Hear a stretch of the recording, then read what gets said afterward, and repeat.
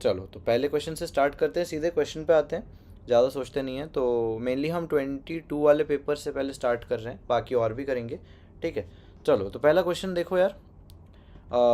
पढ़ते हैं इसको कि compound x on reaction with ozone. ठीक है, तो ओजोन तुम्हारे दिमाग में थोड़ा चलना चाहिए कि ओजोन वाले कौन से रिएक्शन हमने पढ़ी थी। तो ओजोन है, देखो जिंक और H2O है, तो डेफिनेटली थोड़ा थोड़ा हिंट जा रहा है कि ओजोनोलिसिस की बात हो रही है यहाँ पे। ठीक है, चलो। और जिंक है, मतलब रिडक्टिव वाला होगा, मतलब पूरा ऑक्सीडाइज नहीं हो जाएगा। ठीक है, मतलब एक तो होता है कि पूरा ऑक्सीडाइज हो जाता है और एक होता है कि पार्शियली ऑक्सीडाइज होता है। तो जिंक होता है तो पार्शियली होता है। ठीक है, तो इसमें प्रोडक्ट्स भी दिए हुए हैं और दिख भी रहा है कि यार फॉर्मल्डिहाइड बन रहा है, मतलब पूरा ऑक्सीडाइज होता तो फॉर्मिक एसिड बन जाता, और 2 मिथाइल प्रोपेनल बन रहा है। बताओ, अब तुम्हें कंपाउंड एक्स बताना है। ठीक है, चलो सॉल्व करते हैं इसको। कम्प्लीटली रैंडम, मतलब आज कुछ ऐसा फिक्स नहीं है कि ये पैटर्न वाले क्वेश्चन करेंगे या ये टाइप के क्वेश्चन करेंगे। सीधे सीधे PYQ उठाएंगे और थोड़ा एनालाइज करेंगे कि यार एक टाइप के PYQ में कितने क्वेश्चंस हम एक्सपेक्ट कर सकते हैं और कैसे टाइप के क्वेश्चंस जो है वो आते हैं। ठीक है, चलो। क्या सिर्फ 34 ईयर्स या 34 ईयर्स करने की ज़रूरत नहीं है बिल्कुल भी। 10 ईयर्स का PYQ एंड NCERT रीडिंग काफ़ी है। NCERT रीडिंग नहीं, मतलब NCERT स्टडिंग कह लो या अंडरस्टैंडिंग कह लो, सिर्फ रीड करने से तो डेफिनेटली नहीं होगा। बट PYQ और PYQ एनालिसिस, मतलब वो जो टॉपिक तुमने पढ़ा PYQ में, उसको एनालाइज करना भी इंपॉर्टेंट है कि यार उसके अंदर क्या टॉपिक है, उस टॉपिक में और किस टाइप के क्वेश्चन बन सकते हैं। ठीक है, चलो तो इसको सॉल्व करो, फटाफट आंसर करो, तब तक मैं देख लेता हूँ उसको। एक्चुअली ये चेंज हुआ ना टाइम, तो इस वजह से बहुत स्टूडेंट शायद अब नहीं आ पा रहे होंगे या फिर आए नहीं होंगे, पता नहीं क्या सीन है, जो भी है। चलो करते हैं सॉल्व और देखते हैं। करो यार, इसको सॉल्व करो, थोड़ा टाइम लगेगा, 1-2 मिनट, बट कर लो फटाफट।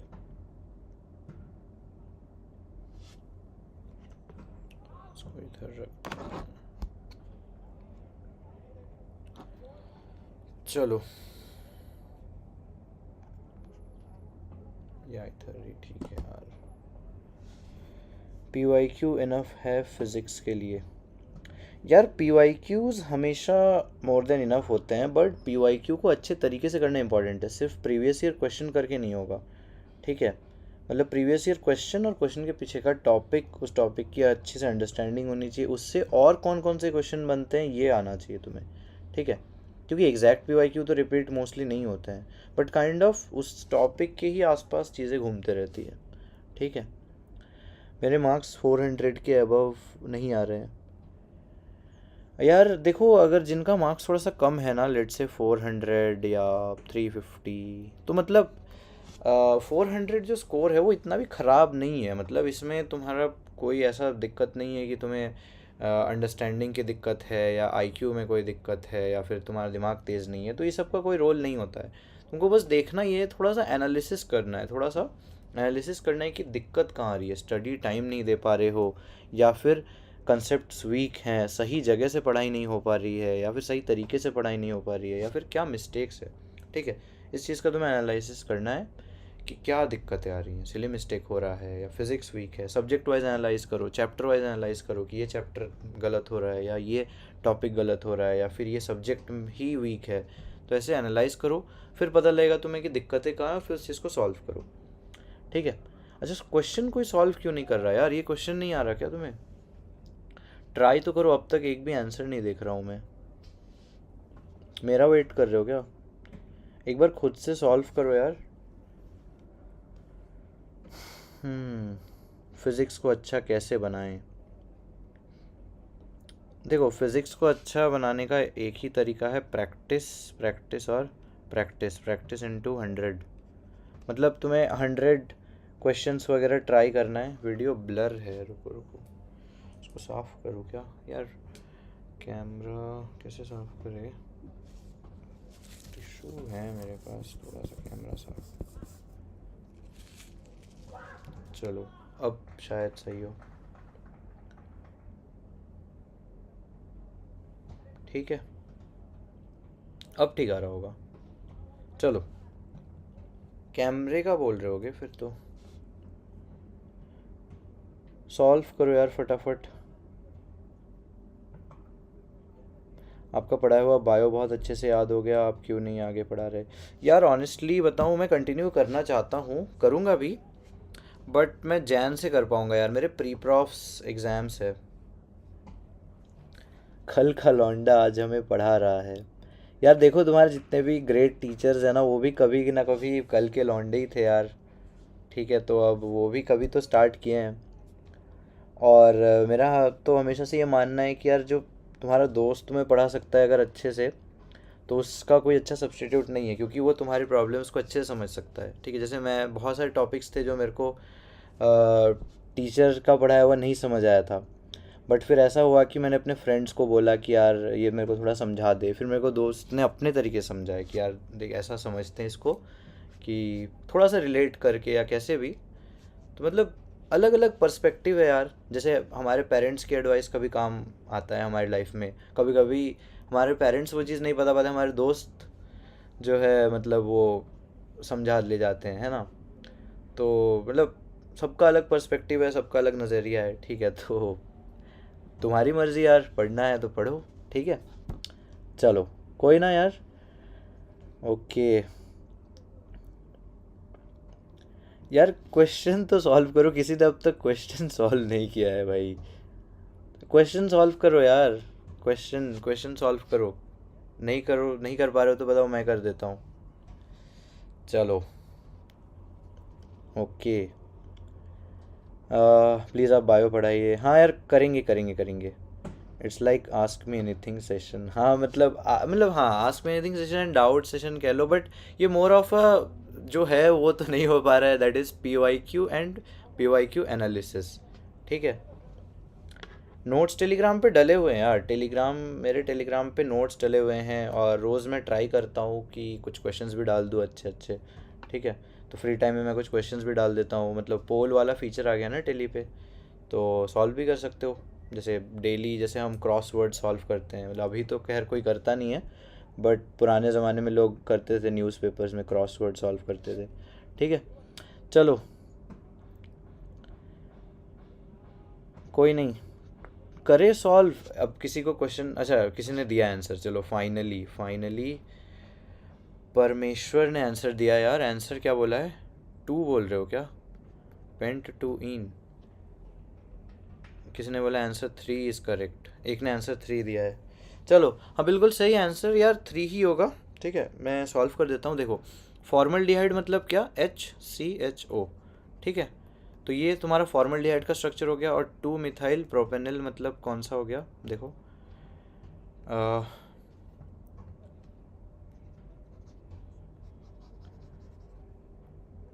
प्रोपेनिल होता है तुम्हारा CHO। ठीक है, C पे एक मिथाइल, क्योंकि 1 आ गया, 2 आ गया और 3। ठीक है, तो तुम्हें करना क्या है?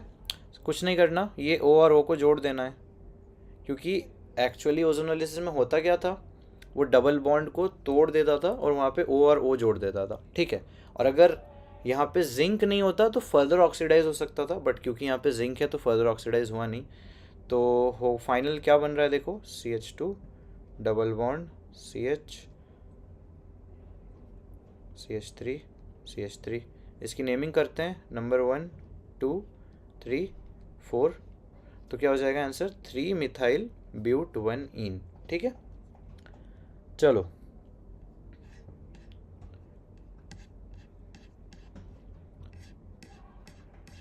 आगे आते हैं, आगे आते हैं। चलो चलो चलो, वन शॉट देखें या नहीं? हाँ, वन शॉट देख सकते हो यार, वन शॉट काफ़ी अच्छा होता है रिवीजन के लिए।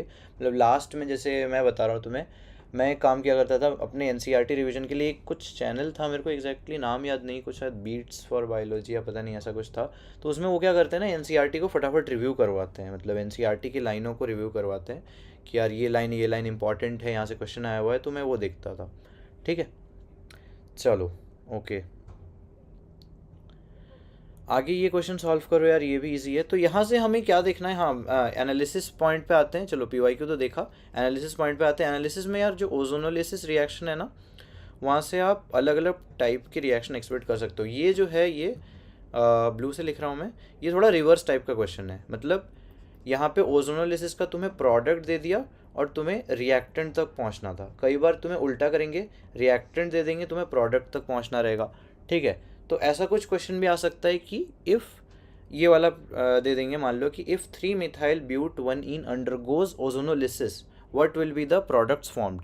ठीक है, which of the following is not a product, ऐसा भी क्वेश्चन आ सकता है। तो नॉट ए प्रोडक्ट में एक तो तुम्हारा फॉर्मल्डिहाइड दे देंगे, एक 2 मिथाइल प्रोपेनल दे देंगे, एक कुछ और दे देंगे, और एक नन ऑफ दीज दे देंगे। तो वो कुछ और जो होगा वो आंसर हो जाएगा। ठीक है, या फिर इस तरीके से। चलो ओके, आगे आते हैं। चलो अगला क्वेश्चन सॉल्व करो यार, ये भी नीट का क्वेश्चन है। Haematite, magnetite, calamine, kaolinite. अब तुम्हें ओट्स का आंसर बताना है, मैच द फॉलोइंग। चलो तो इजी है यार, फटाफट सॉल्व कर लो।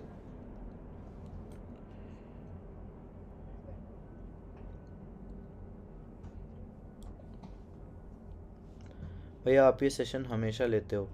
नहीं हमेशा नहीं यार, केमिस्ट्री वाले चैनल पे तुम्हें आई गेस, मतलब आई गेस मेरा दूसरा ही सेशन है अभी तो। बट पहले मैं बायो पे था, बायो में मैं जाना चाहता हूँ बट इतना टाइम नहीं है ऑनेस्टली। तो जैन में मैं ट्राई करूँगा बायो के क्लासेस वगैरह लेने की। बट ऐसा है कि मतलब अभी मेरे प्री प्रॉफ्स है एग्ज़ाम्स, तो 19 से एग्ज़ाम्स है। तो 19 से एग्ज़ाम्स है, तो इस वजह से मैं नहीं ले पा रहा हूँ थोड़ा सा। तो थोड़ा एक्चुअली प्रिपरेशन लगता है ना उसमें। मैं मतलब सिर्फ ऐसा तो नहीं कि मैं बस ले आया और तुम्हें पढ़ा दिया, उसमें थोड़ा मेरे को भी पढ़ के आना पड़ता है। मतलब इतना तो ऑफ कोर्स, मतलब ठीक है कुछ चीज़ें याद है बट एक बार तो पढ़ना ही पड़ता है, वरना कुछ मतलब ये भी इंश्योर करना है कि तुम्हें कुछ गलत ना पढ़ा दूँ। ठीक है, चलो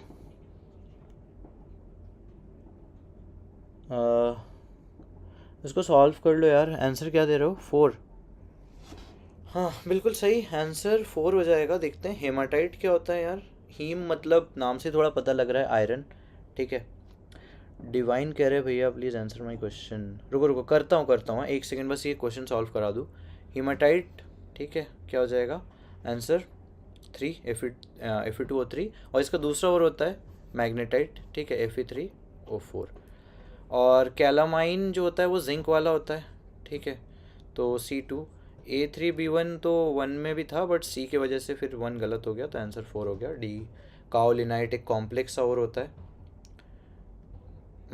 तुम्हें दिख ही रहा है ये होता है। ठीक है, चलो आ गया। नहीं यार 3 नहीं होगा, 4 ही होगा। ठीक है, आंसर 4 होगा। ये नीट का क्वेश्चन है। तो यहाँ पे एक चीज़ क्या पता लग गया देखो, एनालिसिस हमें क्या पता लगा, मेटलर्जी में ओर्स इंपॉर्टेंट है। कुछ पढ़ो ना पढ़ो, पहले जाके ओर्स पढ़ो कि कौन सा किसका ओर है।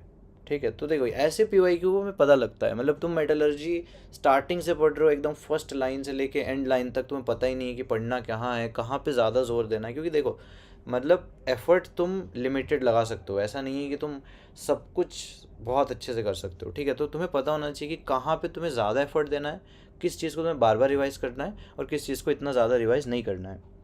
ठीक है भैया, डू यू वॉच क्रिकेट? हाँ यार क्रिकेट देखते हैं, और अभी तो फुटबॉल चल रहा है लेकिन।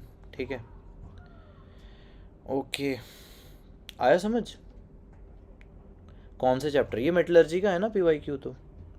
अच्छा ये मतलब ऐसे इन जनरल कोई पर्टिकुलर चैप्टर नहीं है, मैं पेपर वाइज करवा रहा हूँ थोड़ा सा। ठीक है, डिवाइन का क्वेश्चन सॉल्व कर लेते हैं। क्या है? एलन में एडमिशन लिया है नीट के एंथूज में, क्लास लैंडमार्क सिटी विज्ञान नगर में होगी। मैंने विज्ञान नगर में लिया है। अच्छे फैकल्टी मिलेंगे ना विज्ञान नगर में? हाँ यार ऐसे मतलब कुछ नहीं होता कि अच्छे फैकल्टीज़ भी रोटेट होते हैं। मतलब ऐसा मैंने देखा है, जो फैकल्टी इस मतलब सेंटर में है वो उस सेंटर में चले जाते हैं, उस वाले सेंटर के इस सेंटर में आ जाते हैं। तो ऐसा कुछ वो नहीं है कि इसमें फिक्स्ड यही वाले होंगे। तो जो फैकल्टी अभी यहाँ कुछ और पढ़ा रहे हो वहाँ जाए कुछ और पढ़ाएंगे। तो ऐसा कुछ फिक्स सा नहीं होता। ठीक है, चलो डिवाइन का आंसर क्लियर हो गया। तो ये हो गया यार, अगले क्वेश्चन पे आते हैं। तो मेटलर्जी में समझ आ गया ना, ओर्स पढ़ना है, इंपॉर्टेंट है। इसके अलावा भी कुछ जो मेथड्स होते हैं ना, जो कि क्या क्या मेथड्स होते हैं, प्यूरिफिकेशन के जो मेथड्स होते हैं, जो ओर को कंसनट्रेट करने वाला जो पूरा प्रोसेस होता है, मिनरल से ओर बनाना, वो प्रोसेसेस इंपॉर्टेंट है थोड़े से। ठीक है, चलो ये सॉल्व करो यार। Product form from the reaction sequences, हमारे पास LiAlH4 और वाटर है, NaNO2HCl है और वाटर है। ठीक है, चलो इसको सॉल्व कर लो।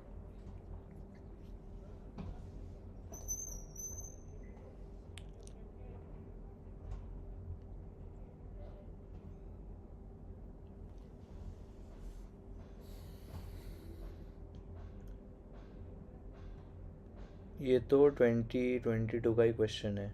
हाँ यार 2022 का ही क्वेश्चन करवा रहा हूँ अभी तो मैं। ठीक है। प्रिपरेशन के टाइम में क्रिकेट देखते थे क्या? यार प्रिपरेशन के टाइम पे मतलब नहीं, इतना ज़्यादा तो नहीं देखता था। बट मतलब मैं वैसे ही दिन में आधे घंटे ऑलमोस्ट देखता था, कुछ शोज़ वगैरह देखता था, कभी थोड़ा यूट्यूब देखता था। क्योंकि यूट्यूब में ऐसा है ना कि तुम अगर कोई शो वगैरह देखते हो तो तुम्हारा पूरा 1 घंटा मिनिमम जाएगा ही। यूट्यूब में तुम 10-15 मिनट के वीडियोस वगैरह देख के कर सकते हो। ठीक है। क्या कह रहे हो? मेंडिया स्टेफन। हाँ ठीक है, हाँ रिडक्शन तो वही वाला है। सीधी बात, LiLH4 रिड्यूसिंग एजेंट है। उसके बाद डाईएजोटिजेशन। देखो डाईएजोटिजेशन में ना जो एन है वो डायरेक्टली अटैच्ड होना पड़ेगा ना इसमें। ये वाला जो बोल रहे हो तुम, तो एन अगर डायरेक्टली अटैच नहीं है तो नहीं हो पाएगा। तो इस चीज़ का बस यहाँ पे थोड़ा ध्यान रखना है। ठीक है। तो देखो होगा क्या, पहले तो ये आंसर आया किसी का? पहले तो आंसर के लिए थोड़ा वेट कर लेते हैं, 2 मिनट, एक मिनट का टाइम दे रहा हूँ, फटाफट सॉल्व कर लो, फिर इसको डिस्कस करते हैं। बस इस चीज़ का ध्यान रखना कि कुछ लोग यहाँ पे ये बना देंगे N2 पॉजिटिव वाला जो डायजोटिजेशन होता है। ठीक है।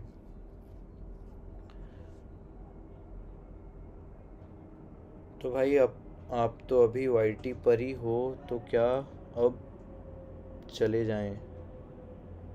मतलब ये क्या क्वेश्चन है? 3 में भी करेक्ट? नहीं नहीं नहीं नहीं नहीं, 3 नहीं, 3 नहीं, 3 नहीं। यार PYQs तो मतलब तुम्हारे सही होने ही चाहिए यार। अगर ऑनेस्टली PYQs थोड़े गलत हो रहे हैं ना तो मतलब थोड़ा सा डरने वाला पॉइंट तो है। PYQs तो ऐसा होना चाहिए कि यार देखते ही पहचान जाओ कि यार ये तो वही वाला क्वेश्चन है 22 वाला। जैसे किसी ने भी बोला ना कि ये तो 22 वाला क्वेश्चन है, तो ऐसे होना चाहिए कि हाँ यार ये तो 19 के पेपर में आया था। तो PYQs एकदम बहुत अच्छे से होना चाहिए। तो भाई आप तो अभी यूट्यूब पर ही हो, तो क्या अब चले जाएं? मतलब क्या है इस क्वेश्चन का? My question please Anamika.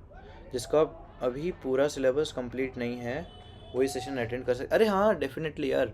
इस सेशन का मतलब बस ये है कि मैं तुम्हें एक PYQ से एनालिसिस तक पहुंचाओ कि तुम्हें क्या पढ़ना है, और तुम्हें ये आना चाहिए कि यार PYQ जब सॉल्व करो तो PYQ से उसके एनालिसिस तक पहुंचो कि यार ये PYQ आया, मतलब क्वेश्चन कहीं ना कहीं ऐसा आएगा। ठीक है। तो जो ये प्रेडिक्शन वाली एबिलिटी होती है थोड़ी सी बहुत इंपॉर्टेंट होती है, बहुत काम आती है। ठीक है, क्योंकि तुम प्रिपरेशन फिर उस तरीके से करते हो। क्योंकि लास्ट में इतना टाइम नहीं होगा कि हर एक क्वेश्चन, हर एक जो सिलेबस में हर एक जो चीज़ है तुम एक एक चीज़ को इक्वल इंपॉर्टेंस के साथ पढ़ सको। ठीक है, समझ रहे हो? थोड़ा सा ऐसा सीन है।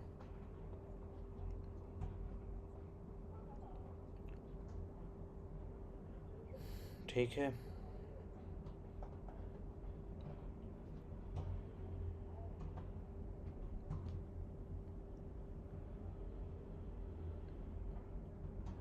इंटर्नशिप में सैलरी कितनी है? इंटर्नशिप यार एम्स में 25,000 है कुछ। चलो करें। देखो पहले तो रिड्यूस हो जाएगा, तो किसी ने आंसर तो दिया नहीं। अच्छा हाँ किसी ने दिया है सेकंड। हाँ तो देखते हैं क्या हुआ। तो पहले रिड्यूस हुआ, बना क्या? CH2NH2। तो इसके बाद ये काइंड ऑफ प्राइमरी अमीन बन गया। ठीक है। तो प्राइमरी अमीन बनने के बाद ये N2 वाला चीज़ नहीं बनेगा। यहाँ पे डायाजोटिजेशन जो होता है उसके लिए डायरेक्टली अटैच्ड होना ज़रूरी है। ठीक है, यानी अगर एनिलीन है तो ही होगा उस केस में। तो इस केस में होता क्या है, सीधे सीधे NaNO2+HCl, तुम्हें पता ही है इस केस में अल्कोहल बन जाता है। ठीक है, वेट, ठीक है समझ गए। तो आंसर क्या हो जाएगा? 2। सही है ना? कौन से क्वेश्चन पे हैं हम इसके बाद? हाँ ठीक। चलो, तो इससे क्या समझ आया यार कि थोड़ा सा ध्यान रखना होता है। क्योंकि यहाँ पे जैसे हमें ये ध्यान रखना था कि ये प्राइमरी अमीन है ना कि बेंजीन से अटैच्ड अमीन। ठीक है, बस यहाँ पे ये ध्यान रखना था, बस बाकी और कुछ नहीं। ये अगर कर लोगे तो क्योंकि वो दो डिफरेंट रिएक्शंस है। चलो आ जाओ, correct IUPAC name of the following compound. ठीक है, बताओ। चलो ये तो बता दोगे यार, ये तो सबको आता होगा, कोई 11th में होगा तो उसको भी आता होगा। ठीक है भाई, अनअकैडमी से कितना मिलता है यार, ये डिस्कस करना मतलब अलाउड नहीं है, वरना ज़रूर बता देता। ठीक है, मतलब ऐसे नहीं बता सकते। पब्लिक प्लेटफॉर्म तो नहीं यार, मतलब ये तो रूल ही होता है किसी भी कंपनी में कि तुम वो डिस्कस नहीं कर सकते, पे वगैरह एंड ऑल। ठीक है, बाकी आप इस पे कंसंट्रेट करो कि आपके लिए क्या है, तो आपके लिए तो यार फ्री है। ठीक है, तो तुम तो पढ़ो यार, पढ़ाई पे ध्यान दो। ठीक है, चलो करें अब।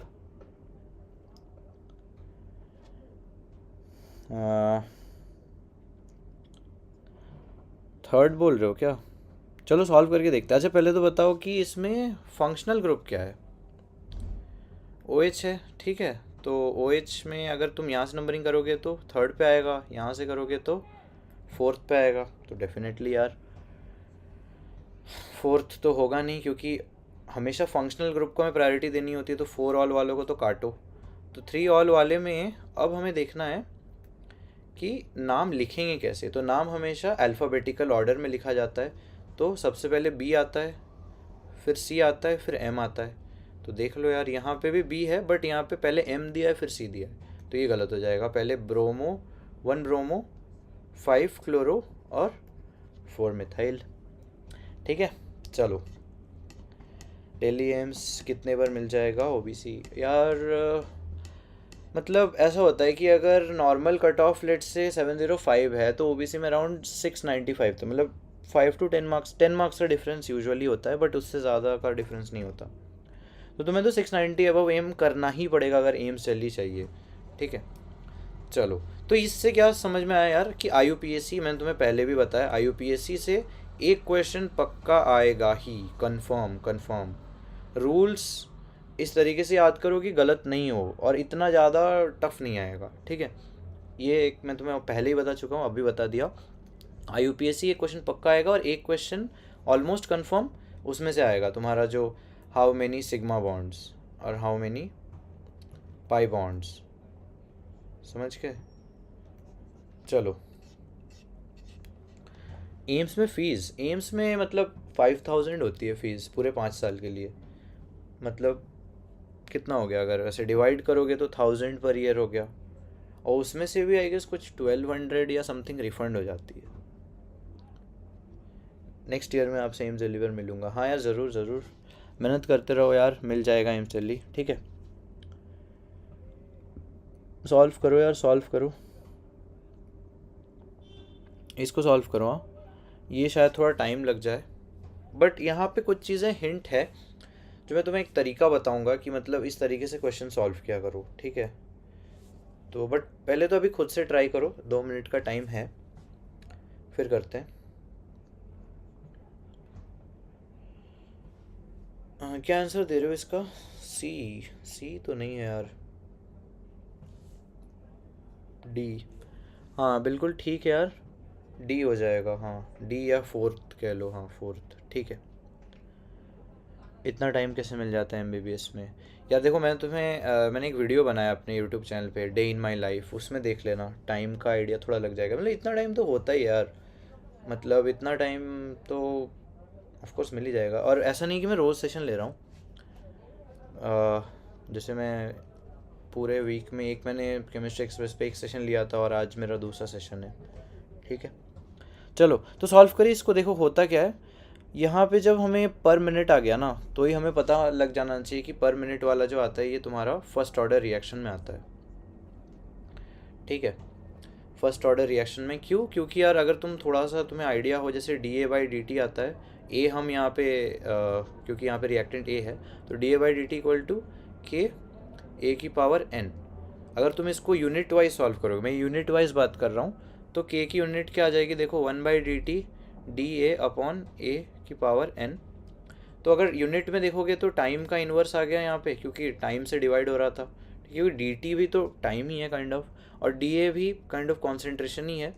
तो कॉन्सेंट्रेशन की पावर 1 माइनस एन, क्योंकि यहाँ पे तुम इसका पावर 1 मानोगे और डिवाइड में पावर क्या हो जाता है, सब्सट्रैक्ट।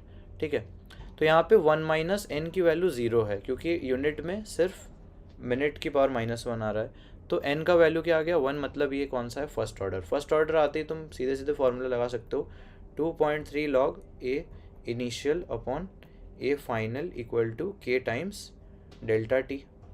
ठीक है, ये तुम्हारा लॉग करने के बाद ये फार्मूला आता है। तो 2.3 लॉग ऑफ इनिशियली 0.1 था, अब 0.001 है। अच्छा, के ये हो गया तुम्हारा, और उसके बाद क्या है यार, डेल्टा टी। डेल्टा टी कितना है, 5 मिनट है। ठीक है, तो तुम्हें अब के की वैल्यू फाइंड आउट करनी है। ये कितना हो गया, 100 हो गया आई गेस, ये कटा, हाँ तो ये 100 आ गया। तो लॉग 100 क्या होता है, 2.3 इंटू 2/5 इक्वल्स टू के, दैट इज़ 4.6/5, यानी 5 का थोड़ा सा कम डिवाइड बाई 5 मतलब कितना, 0.9 के आसपास आएगा कुछ। ठीक है, मान लो यहाँ पे 4.6 की जगह 5 होता, सॉरी मैंने जगह को क्या बोल दिया, जो भी है 5 होता तो 1 आता, लेकिन 5 से थोड़ा कम है, समझ लो 5 से थोड़ा कम है 4.6, तो 1 से थोड़ा कम आएगा 0.9। ठीक है, तो ऐसे कैलकुलेशन मतलब एकदम माइंड में हो जाता है। अगर तुम थोड़ा सा माइंड अगर मतलब एकदम फास्ट कैलकुलेशन करते हो, बहुत प्रैक्टिस के साथ ही आ जाता है कि तुम्हें देखते ही तुम बोल दो कि 4.6/5 आ रहा है, मतलब 1 से थोड़ा कम होगा, क्योंकि 5 होता तो 1 आता। ठीक है, चलो समझ आ गया, आगे क्वेश्चन सॉल्व करते यार। रेडियस है, तो इस क्वेश्चन के एनालिसिस हमें क्या समझ आया कि तुम्हें फटाफट से ऑर्डर पे आना है। एक चीज़ बता दूँ, तुम्हें काफ़ी हेल्प करेगा कि ये जो पूरा केमिकल काइनेटिक्स चैप्टर है ना, इसमें तुम पढ़ते हो तो बहुत सारे ऑर्डर हो, सेकंड ऑर्डर भी पढ़ते हो, थर्ड ऑर्डर भी पढ़ते हो, लेकिन ये तुम्हें कुछ टीचर्स ने बताया होगा कि मेनली इंपॉर्टेंट है फर्स्ट ऑर्डर और ज़ीरोथ ऑर्डर। ज़ीरोथ ऑर्डर भी इतना इंपॉर्टेंट नहीं है, मोस्टली क्वेश्चंस जो आते हैं वो फर्स्ट ऑर्डर से ही आते हैं। ठीक है, मोस्टली क्वेश्चंस कहाँ से आते हैं तुम्हारे, फर्स्ट ऑर्डर से ही। आगे आते हैं, अगला क्वेश्चन क्या है, देखो रेडियस है और बोर रेडियस, तो तुम्हें पता ही है रेडियस किसके प्रोपोर्शनल होता है। मैं अभी नहीं बता रहा हूँ, बट तुम्हें सॉल्व करना है। चलो, हीलियम का दिया हुआ है, वो भी सेकेंड बोर ऑर्बिट 105.8, और थर्ड बोर ऑर्बिट तुम्हें पूछा है Li+2 का। ठीक है, चलो सॉल्व करो इसको। 95 का भी लोगों ने बता दिया, थर्ड बिल्कुल सही यार। क्या पेपर का सॉल्यूशन खोल के बैठ गए क्या, इतना जल्दी कैसे आंसर ला रहे हो यार। तो रेडियस तुम्हें पता ही है, n² z के प्रोपोर्शनल होता है ना। हाँ, तो हीलियम के लिए क्या हो जाएगा, 2 इंटू 2/2, क्योंकि n यहाँ पे क्या था 2, अब n क्या है 3, तो उसका क्या हो जाएगा 3 इंटू 3/3, तो 3 कट गया Li में और 2 कट गया, तो 2/3, और यहाँ पे है 105.8, और इसमें मैं x मान लेता हूँ, तो x की वैल्यू क्या आ जाएगी 105.8 मल्टीप्लाइड बाई 3/2, तो 3/2 से मल्टीप्लाई हो रहा है तो अराउंड 100 है, 100 का 1.5 गुना होगा तो ऑलमोस्ट 150 आता है, तो ये आ गया। ठीक है, 158.7। चलो ये सॉल्व करो। Which of the following is not formed when acetone reacts with two pentanone in presence of dilute NaOH। थोड़ा टफ क्वेश्चन है, टफ इन द सेंस थोड़ा सा तुम्हें सॉल्व करना पड़ेगा, टफ तो नहीं है ऐसे कि मतलब एग्जैक्टली टफ है, बट थोड़ा सा सॉल्व करना पड़ेगा तुम्हें। चलो, तो क्या है हमारे पास, एसीटोन है, पहले तो आइडेंटिफाई करो रिएक्शन कौन सा है, फिर आगे का काम होगा। और 2-पेंटानॉन, सी है ना, 3 4 5, हाँ 2-पेंटानॉन, और तुम्हें ये सॉल्व करना है डाइल्यूट NaOH। अच्छा, इसको देखते ही तुम्हें कुछ याद आ जाना चाहिए, कोई रिएक्शन। एल्डिहाइड कीटोन से है, and I have not done the chapter till now. कोई दिक्कत नहीं, बाकियों में से किसी ने तो किया ही होगा।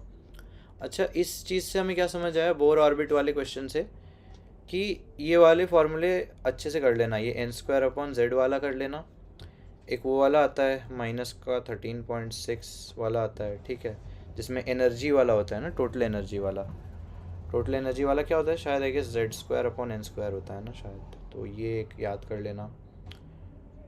तो बस ये एक आध फॉर्मूलेज है, इम्पॉर्टेंट है, ये गलत तो नहीं लिखा मैंने, शायद यही तो होता है शायद, 13.6 Z²/n² ही तो होता है शायद, है ना।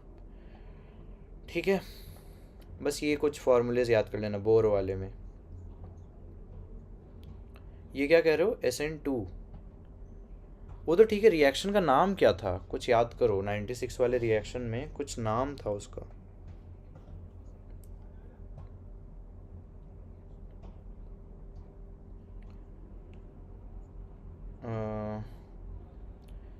Bio NCERT is enough for NEET.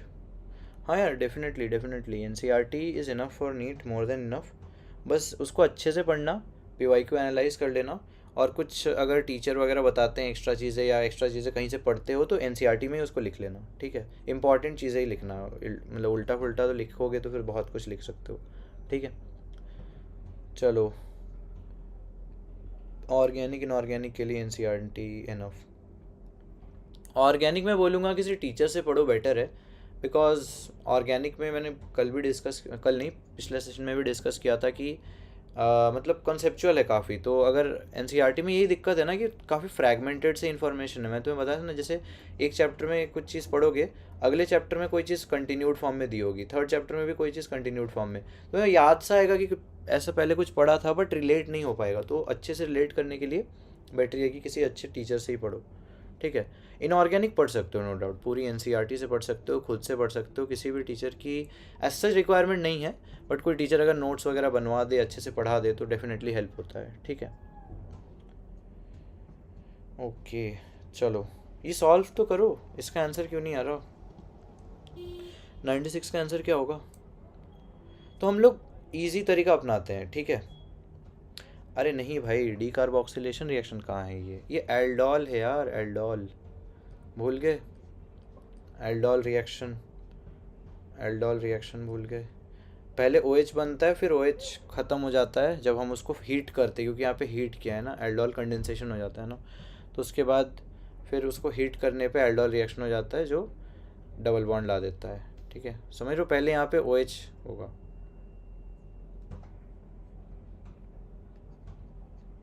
ठीक है। तो OH की जगह फिर वो डबल बॉन्ड लग के वो बन जाता है, ठीक है।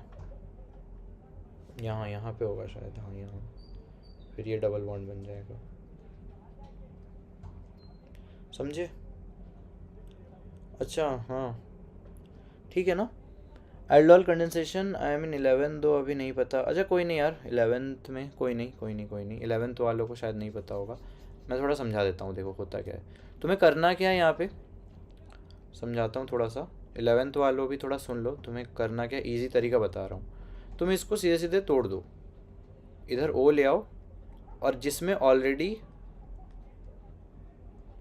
कीटोन है, कीटोन या जो भी है, डबल कार्बोनिल जिसको बोलते हैं ना, C डबल बॉन्ड हो, जिसमें ऑलरेडी कार्बोनिल है, उसमें तो कार्बोनिल नहीं आएगा क्योंकि ये डबल कार्बोनिल वाला तो है नहीं। तो यहाँ पे सिंगल कार्बोनाइल वाला ही है। तो तुम दूसरे वाले पे जिस पे कार्बोनाइल नहीं है उस पे कार्बोनाइल ले आओ, और दूसरे को ऐसे ही छोड़ दो, तब तुम्हें पता लग जाएगा कि यार क्या ये वही है। तो देखो, ये एक तुम्हारा एसीटोन है, ठीक है। दूसरा ये तुम्हारा 2 पेंटेनॉन ही दिख रहा है, 1 2 3 4 5, तो ये पक्का होगा। यहाँ पे भी इसको तोड़ो, कार्बोनिल किस पे आएगा, इस पे, क्योंकि इस पे कार्बोनिल नहीं है। एक एसीटोन आ गया तुम्हारा, और ये देखो 1 2 3 4 5, ख़त्म, ये भी ठीक। इसको तोड़ो, कार्बोनाइल आ गया, ये एसीटोन और ये भी एसीटोन। तो हमेशा ज़रूरी नहीं है क्रॉस एल्डोल हो, क्रॉस एल्डोल हमेशा तो ज़रूरी नहीं है। एल्डोल तुम्हारा बिना क्रॉस हुए भी हो सकता है, सेम एसीटोन एसीटोन के बीच भी एल्डोल हो सकता है। तो इस वजह से ये भी ठीक है, ये भी ठीक है।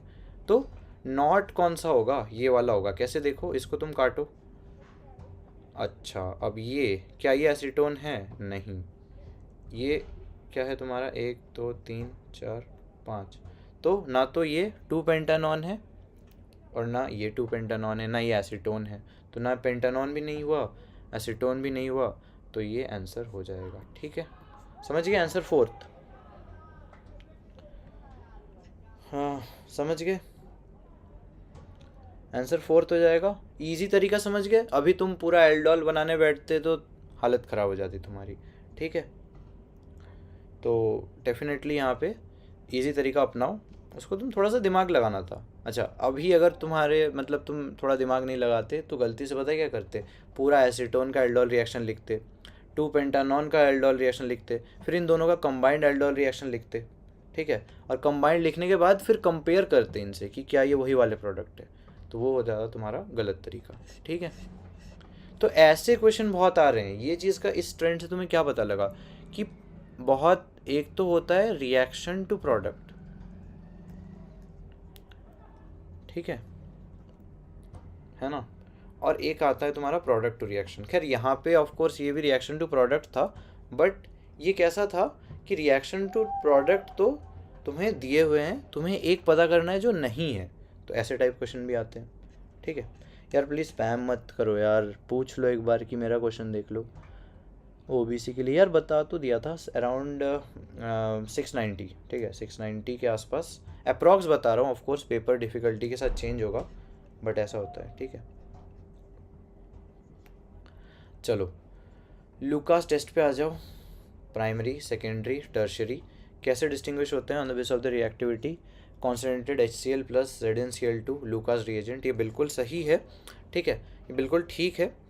और मेन यहाँ पे चीज़ क्या है कि यार जो लूकास रिएजेंट है, वो लूकास का जो टर्बिडिटी वाला चीज़ होता है वो किस में ज़्यादा होता है, प्राइमरी में, सेकेंडरी में, टर्शरी में, और मेन यहाँ पे ये भी है कि रिएक्शन कौन सा है, SN1 या SN2। क्योंकि अगर इन दोनों में से तुम पता कर लोगे, ये दो चीज़ तुम्हें पता होगा, तो तुम कर ले जाओगे इसको। चलो अब इसको सॉल्व करो। चलो ये तो इजी है यार, तो ये डेफिनेटली तुम्हें खुद से ही सॉल्व करना है।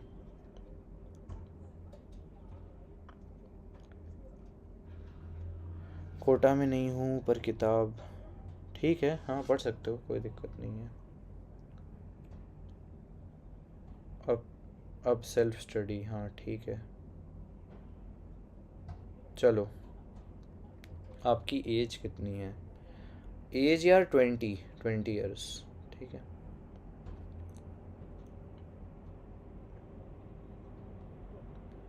अच्छा ये तुम एक दूसरे को पूछ रहे हो क्या? ओके ओके ओके, एक दूसरे को पूछ रहे हो फिर तो, मतलब मेरे को लगा मेरे से पूछ रहे हो, ठीक है।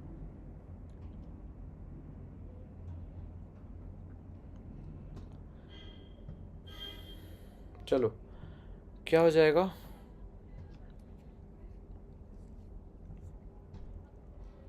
नीट बेस्ट बुक, यार बुक्स का मैंने एक वीडियो बनाया, वो देख लेना यार, फिर अभी पूरा बुक्स का एक्सप्लेन करूँगा तो टाइम लग जाएगा ना।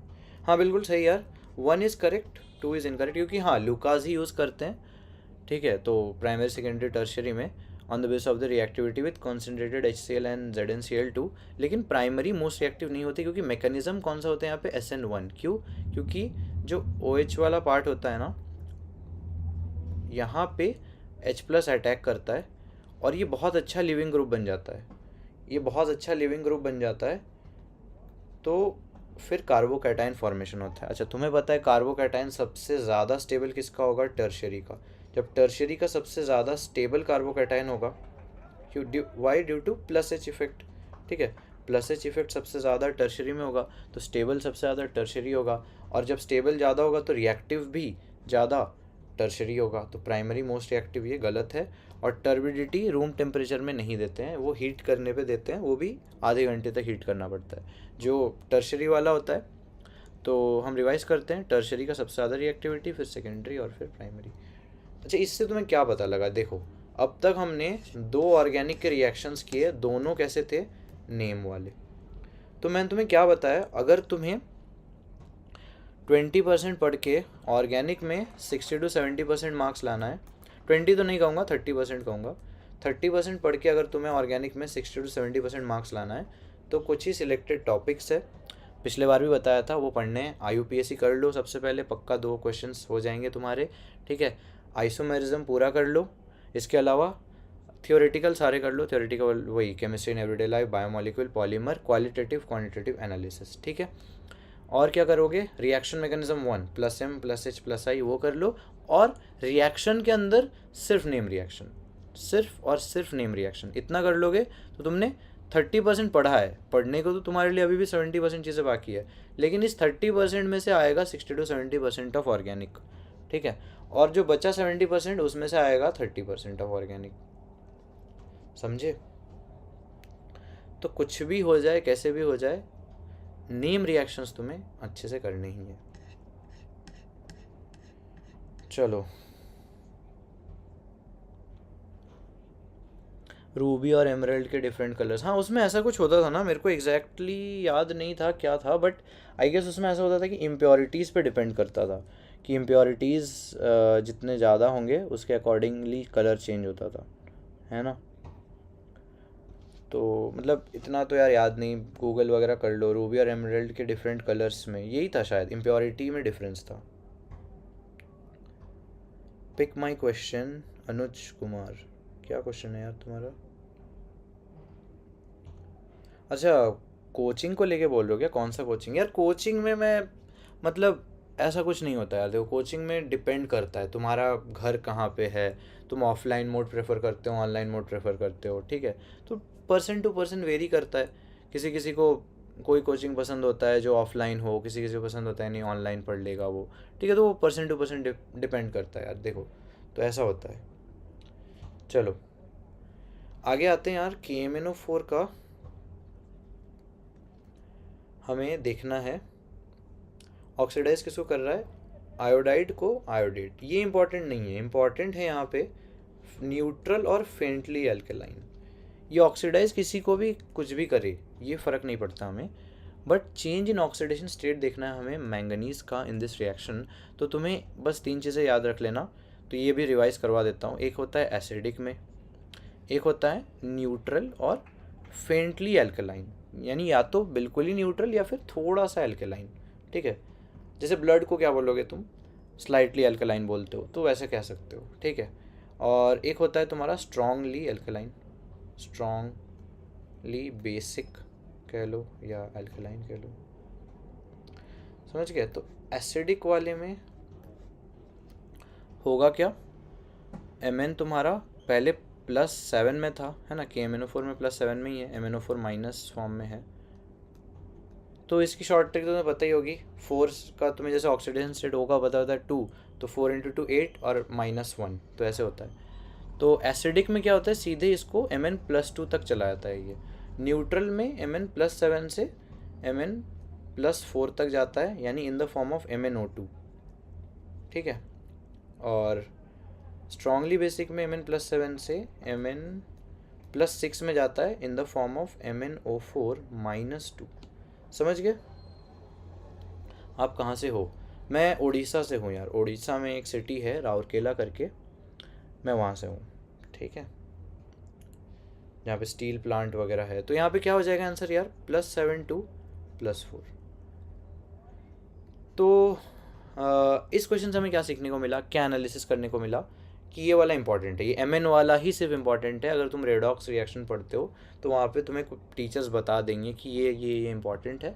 इंपॉर्टेंट में एक चीज़ यही आता है, Mn की सारी चीज़ें। तो एसिडिक का ध्यान रखना, न्यूट्रल फ्रेंडली अल्कलाइन का ध्यान रखना, स्ट्रांगली बेसिक और स्ट्रांगली बेसिक या स्ट्रांगली अल्कलाइन का ध्यान रख लेना, ठीक है।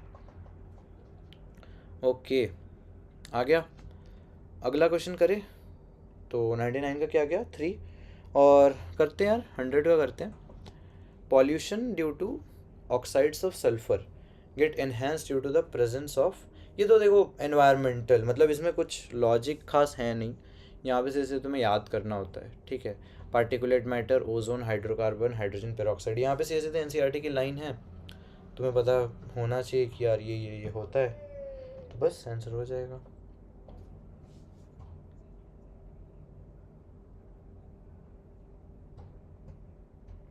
ये तो सॉल्व कर लो यार, ये तुम सॉल्व कर लो।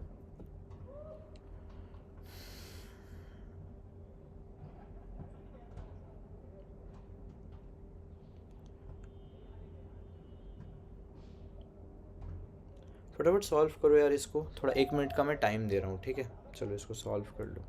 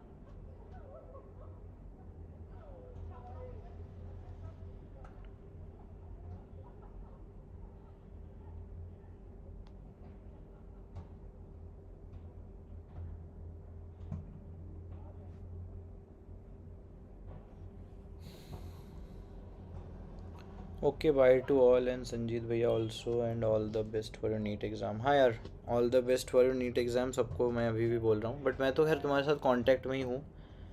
अनुज, क्या फिर से नहीं आओगे क्या? अभी से ऑल द बेस्ट बोल रहे हो, ठीक है। I wish for all you got 600 plus.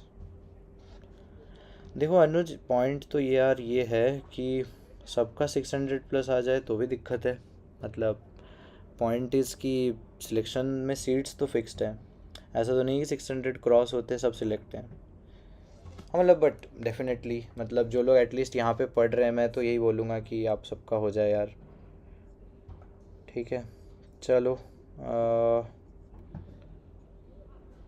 I got 95 plus in 10th, then I come in 11th and then NEET फोड़ेगा। हाँ यार, चलो चलो चलो, कर लेना कर लेना, ठीक है। बढ़िया है, चलो ऑल द बेस्ट यार सबको, अनुज को भी। करो यार, सॉल्व करो फटाफट।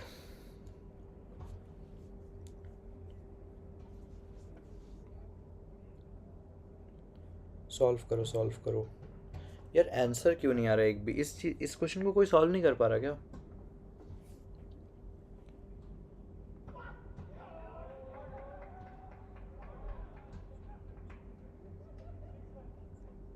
अब तक इतने सारे लोग हैं, 28 लोग, एक भी आंसर नहीं। अच्छा, गेस ही कर दो।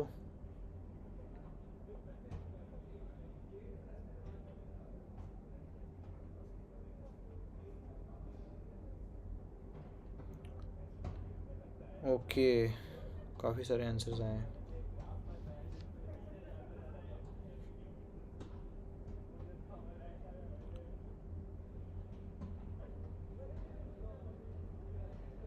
क्या क्या बोला है? किसी ने बोला है बी, इसने बोला है बी 4, इसने बोला है सी। चलो देखो, होगा क्या, ऑक्साइड्स ऑफ सल्फर मतलब मेनली SO2 होता है, ठीक है। अच्छा, एनहेंस्ड का मतलब ये ऑक्सीडाइज होके SO3 बना देता है, क्योंकि SO3 में रिस्क है। SO3 जब पानी से मिलेगा तो सिंपल देखो, वो इसमें पानी में एक है, वो इसमें 3 है, मतलब मैं बस ऐसे ही लॉजिक से बता रहा हूँ तुम्हें। तो H2SO4 बन जाता है, ये है तुम्हारा एसिड रेन, ठीक है। तो डर SO2 से नहीं है इतना जितना SO3 से है। तो जो जो चीज़ें ऑक्सीडाइज करेगी SO2 को SO3 में, वहाँ पे डर है। तो कौन कौन ऑक्सीडाइज करेगा, अब ये देखना है तुम्हें। बताओ कौन कौन ऑक्सीडाइज करेगा, तो मैं तुम्हें बता रहा हूँ यहाँ पे। बताओ। ओजोन ऑक्सीडाइजिंग एजेंट, बी आ गया। तो जहाँ पे बी नहीं है उसको तो काट दो पहले ही, ठीक है। हाइड्रोजन पेरोक्साइड ऑक्सीडाइज करता है, डी भी आ गया। तो जहाँ पे डी नहीं है, ये नहीं, डी तो सब में ही है तो छोड़ दो। और पार्टिकुलेट मैटर भी करता है यार, particulate matter is like dust. तो डस्ट जो होता है ये भी एक अच्छा कैटलिस्ट होता है। तो ए हो जाएगा, बी हो जाएगा और डी हो जाएगा। देखो, हाइड्रोकार्बन कभी भी उसको ऑक्सीडाइज नहीं करेंगे, क्योंकि हाइड्रोकार्बन मान लो मिथेन है, तो ये खुद ही ऑक्सीडाइज होना चाहता है, ये किसी को क्यों ही ऑक्सीडाइज कर रहा है, ठीक है। तो हाइड्रोकार्बन नहीं होगा, आंसर हो जाएगा तुम्हारा ए, बी और डी। समझ गए? चलो, आपने क्या एम्स दिल्ली छोड़ दिया है? नहीं यार, एम्स दिल्ली क्यों छोड़ूंगा भाई, एम्स दिल्ली क्यों छोड़ूंगा? एम्स दिल्ली नहीं छोड़ा यार, एम्स दिल्ली में ही हूँ, और अभी मैं क्लास भी मतलब अपने एम्स के हॉस्टल से ही ले रहा हूँ, ठीक है। चलो, अच्छा ये कर लो, ये इजी है। Dihedral angle of the least stable कन्फर्मर of ethane. तो इससे क्या पता लगा? देखो, आइसोमरिज्म से आ गया एक क्वेश्चन, एक और। कौन सा वाला आया? कन्फर्मेशनल से आया, ठीक है।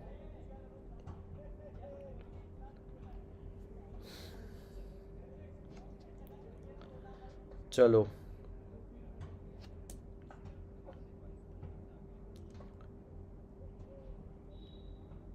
मांडलोई गेमिंग। यार गेमिंग में मेरे को इंटरेस्ट है यार, मेरे को, मैं सोच रहा हूँ एक गेमिंग चैनल खोलने का। क्या गेम खेलना चाहिए, कुछ आइडिया दो यार।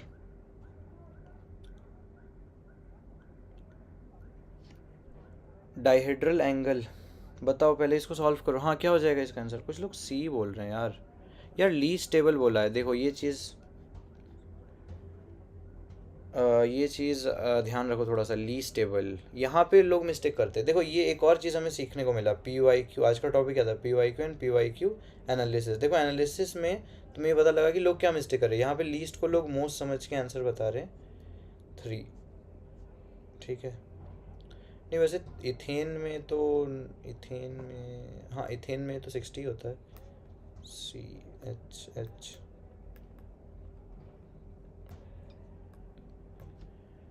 फ्री फायर खेलो यार, फ्री फायर मतलब मैं पबजी थोड़ा बहुत खेला हुआ है। मोबाइल गेम से शुरू करें क्या पहले? कर सकते हैं, मोबाइल से शुरू करेंगे फिर उस पे आएंगे। Should we focus on pre boards और बोर्ड्स और नीट? हाँ बहुत टफ है यार, सही बात है। आइस पर्पल क्राइंग, तो क्या हो जाएगा यार? लीस्ट टेबल तो ऑफ कोर्स ज़ीरो होगा ना, क्योंकि लीस्ट टेबल यही तो होता है जो एक्लिप्स्ड वाला होता है, जिसमें ऐसे अगर तुम बनाओगे, ये डॉट वाला आ गया, और तो यही तो होता है लीस्ट टेबल, क्योंकि ज़ीरो में सबसे ज़्यादा स्टेरिक हिंड्रेंस आएगा ना। चलो हाँ, तो मैं बोल रहा हूँ कि अटेंडिंग नॉन अटेंडिंग में मतलब ऐसा है कि मैं क्लासेस तो अटेंड करता था, तो ऐसा है कि मतलब बोर्ड्स में अभी, मतलब अभी तुम्हारे बोर्ड्स आ रहे तो बोर्ड्स पे ध्यान दो। बट ऐसे अगर कोई जैसे 11th में है, कोई 12th में है, कोई स्टार्ट कर रहा है अगर, तो उसको ध्यान देने की ज़रूरत नहीं, क्योंकि बोर्ड्स में मैंने एक चीज़ नोटिस किया है, 1 महीने की तैयारी काफ़ी होती है। और आपको कितना ही चाहिए नीट के लिए? नीट के लिए आई गेस 50% चाहिए ना, तो नीट के लिए 50% तो ले ही आओगे यार, मतलब इतना। और ऑनेस्टली बताऊँ, मतलब थोड़ा सा हार्ड हिटिंग है, जो लोग नीट में सिलेक्ट होते हैं यार, उनमें इतना तो कैपेसिटी होता है यार कि वो 1 महीने में 50% से तो ज़्यादा ही ले आते हैं। ठीक है,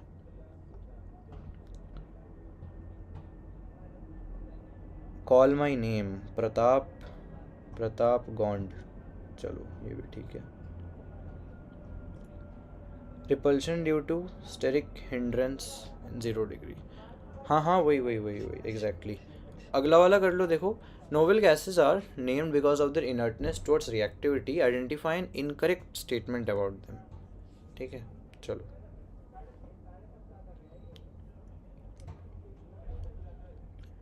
how to study for organic chemistry, यार ऑर्गेनिक केमिस्ट्री में ऑनेस्टली पिछले वीडियो में मैंने काफ़ी बताया था, पिछला वाला वीडियो थोड़ा देख सकते हो।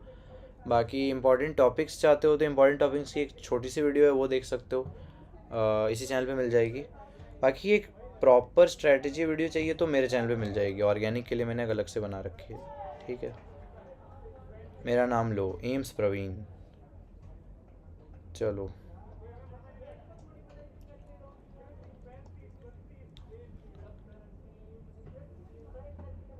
फिज़िक्स कहाँ से पढूँ? ऑनलाइन? यार ऑनलाइन में मतलब ऐसा है कि यूट्यूब चैनल्स है, जैसे यहाँ पे भी अनअकैडमी का भी एक चैनल है फिज़िक्स का। ठीक है, बाकी यूट्यूब पे भी बहुत सारा कंटेंट अवेलेबल है फ्रीली, और जैसे फिज़िक्स गैलेक्सी वगैरह देख सकते हो। बाकी अनअकैडमी का भी है, मतलब इस पे है ना। एक सजेशन आ रहा है तमन्ना मैम से, शी इज़ ब्रिलियंट। ठीक है, हाँ तमन्ना मैम से पढ़ सकते हो। क्लास 10th को भी पढ़ा दो। यार क्लास 10th का मेरे को इतना याद ही नहीं है यार, क्लास 10th का पढ़ा सकता हूँ बट याद नहीं है, फिर मेरे को खुद से पहले पढ़ना पड़ेगा क्लास 10th का, और फिर पढ़ाऊँगा। बट इतना तो टाइम भी नहीं है यार अभी। चलो,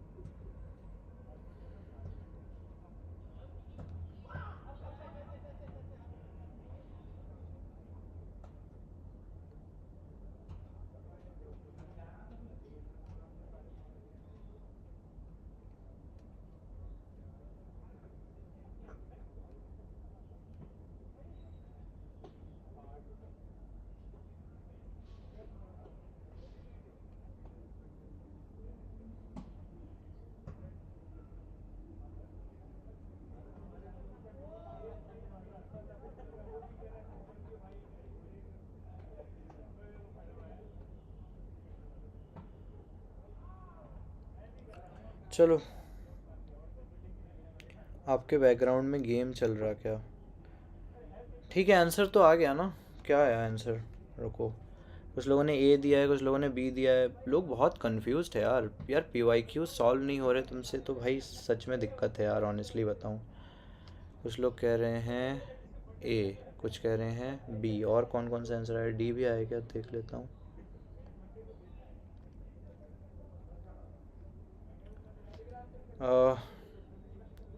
क्या हो जाएगा यार आंसर? टू हो जाएगा। High melting and boiling point, क्योंकि यार अगर हाई होता है एमपीबीपी तो गैस क्यों होता वो, समझ लो। They have very low melting और बॉइलिंग पॉइंट, मतलब इनफैक्ट हीलियम का तो ऑलमोस्ट मतलब 0 केल्विन के आसपास होता है। ऑलमोस्ट मतलब उसके आसपास होता है। हाँ गेम मतलब, हाँ मतलब बाहर चल रहा है मेरे रूम के, मतलब जैसे मैं मतलब क्वाड वाला फील्ड है ना एम्स में, तो क्वाड वाले फील्ड में चल रहा है। एक सेकेंड, मैं और देख लेता हूँ और क्या है।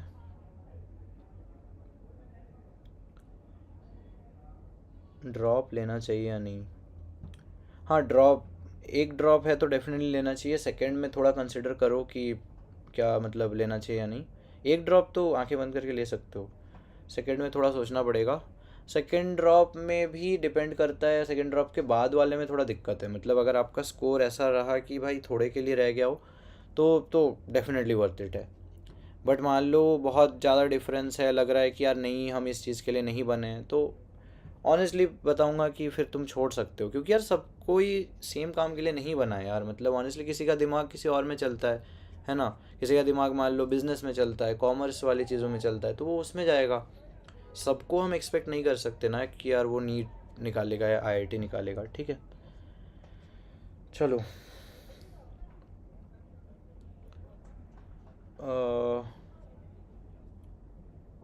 हमें समझ नहीं आता है कि सर से पढ़ के एक सब्जेक्ट में 2-3 अच्छे सर हैं, किस किस पर विश्वास करे या खुद पर विश्वास करे? देखो, खुद पर विश्वास करो। मैं बोल रहा हूँ ऐसा करो कि एक लेक्चर देखो तीनों टीचर का जो अच्छे हैं। तुम्हें पता लगा मान लो 3 टीचर अच्छे हैं तो तीनों का एक एक लेक्चर देखो। एक लेक्चर देख लिया, तुम्हारी जिसके साथ वाइब मैच हो रही। वाइब मैच होना इंपॉर्टेंट इसलिए है क्योंकि कई बार टीचर्स अच्छे होते हैं बट हमको उनका पेसिंग पसंद नहीं होता या हमको उनका तरीका पसंद नहीं होता है, ठीक है। क्योंकि मैंने एक चीज़ नोटिस किया है, कुछ टीचर्स बहुत अच्छा पढ़ाते हैं बट ऐसा लगता है कि यार ये बहुत स्लो पढ़ा रहे हैं, ये भी होता है। और स्लो पढ़ाने में एक दिक्कत ये, कंसंट्रेशन बहुत बार लैग हो जाता है। मतलब मेरे साथ ये दिक्कत होती थी, जो टीचर थोड़ा स्लो पढ़ाते थे मेरे को लगता था कि यार मतलब मैं बार बार खो रहा हूँ क्लास में, तो ये होता था। तो वाइब मैच होना बहुत इंपॉर्टेंट है यार। चलो,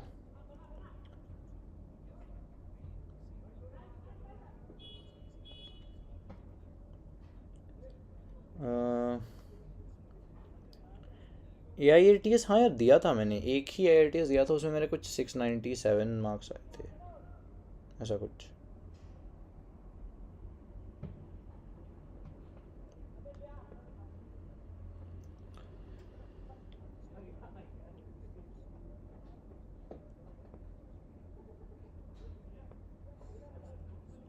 नीट हो गया, अब मौज ही मौज है, इसलिए गेम चल रहा है। हाँ मतलब काइंड ऑफ है तो सही।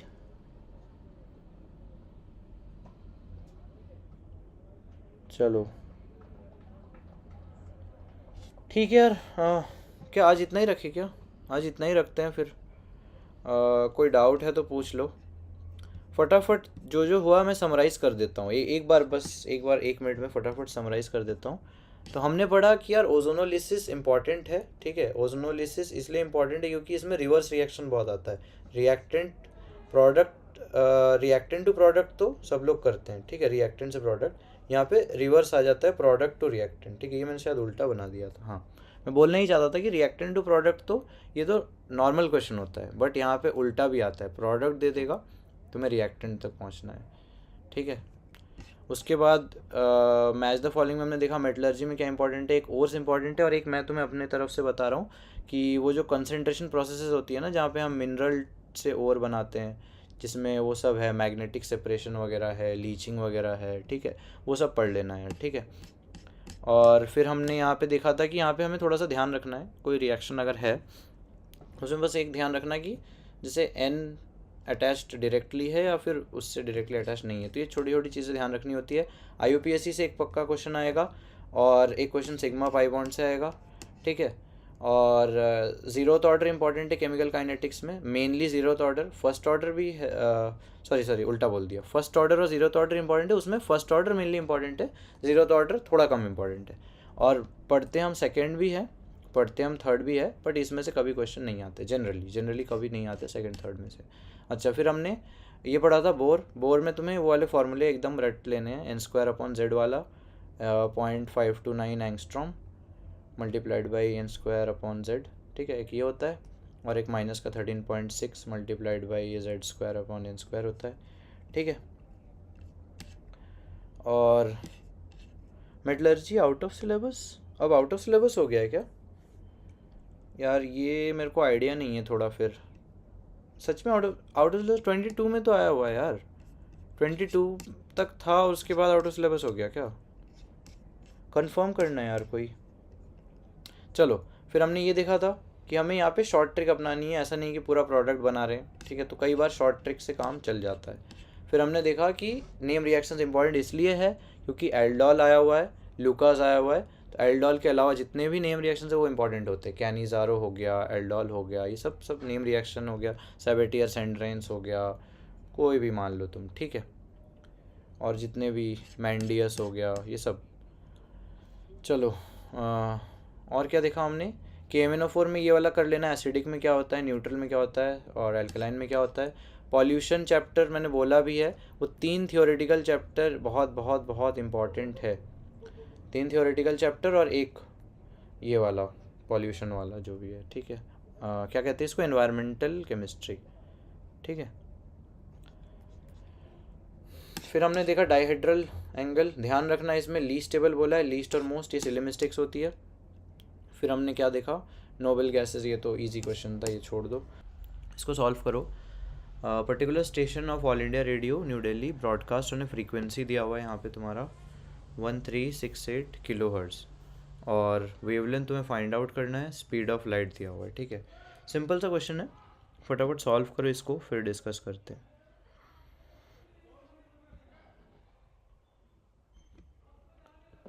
चलो,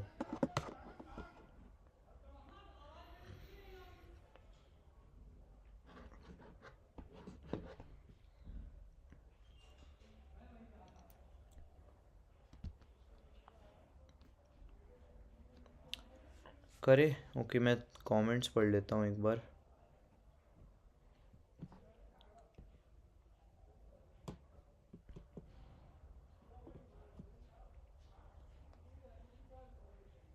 क्वेश्चन प्रैक्टिस सेशन है क्या? हाँ, ये क्वेश्चन प्रैक्टिस सेशन है, मतलब प्रीवियस ईयर क्वेश्चन और प्रीवियस ईयर क्वेश्चन का एनालिसिस, PYQ एंड एनालिसिस, जहाँ पे हम ये डिस्कस करेंगे कि इसके क्या क्या वेरिएंट क्वेश्चन बनते हैं, और ये टॉपिक से किस टाइप के क्वेश्चन आप एक्सपेक्ट कर सकते हो, और ये टॉपिक कितना इंपॉर्टेंट है, ठीक है। चलो, और क्या क्या डाउट है? I am need 23 aspirant and I am new here, चलो ठीक है, ओके।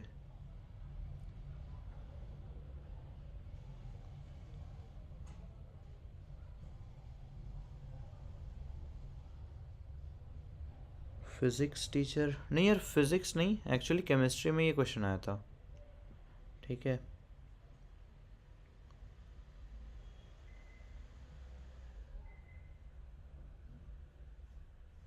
ओके,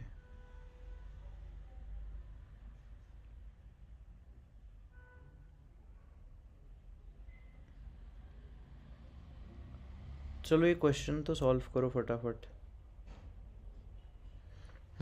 तो क्या आंसर आएगा?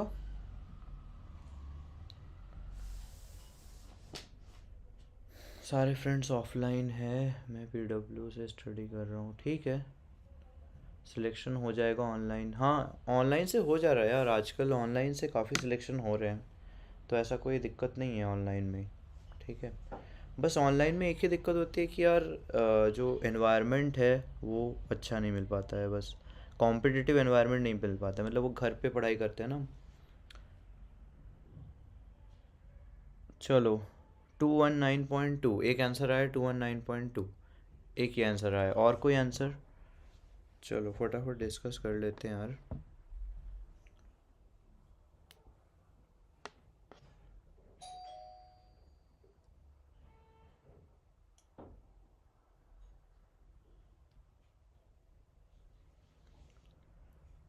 कोई और आंसर आ तो नहीं रहा, चलो देखते हैं। देखो ये पूरा कैलकुलेशन वाला क्वेश्चन है।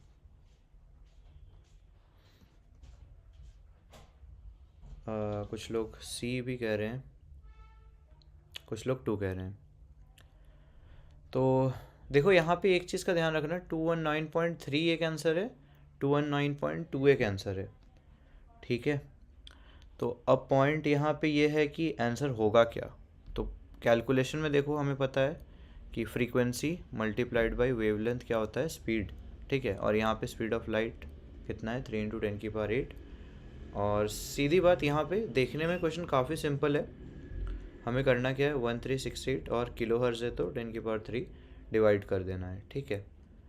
तो ऐसा आएगा कुछ 3 × 10⁵/1368। बट दिक्कत ये है कि जब आप इस चीज़ को सॉल्व करोगे ना, तो ये दो आंसर हो सकते हैं। और अप्रॉक्सीमेशन में इतना तक अप्रॉक्सीमेट करना ऑफ कोर्स मुश्किल है, तो पूरा सॉल्व करना पड़ेगा। और जब पूरा सॉल्व करोगे तो आंसर आएगा 219.3, ठीक है।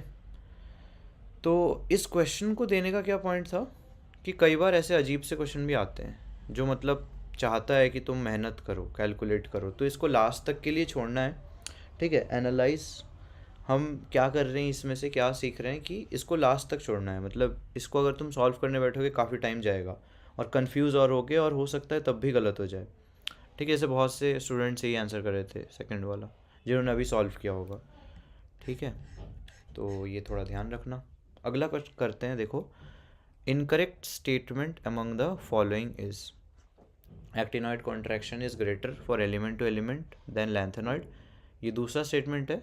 Most of the trivalent lanthanoid ions are colourless in solid state. Lanthanoids are good conductors of heat electricity. Actinoids are highly reactive metals especially when finely divided. चलो ये सॉल्व करो।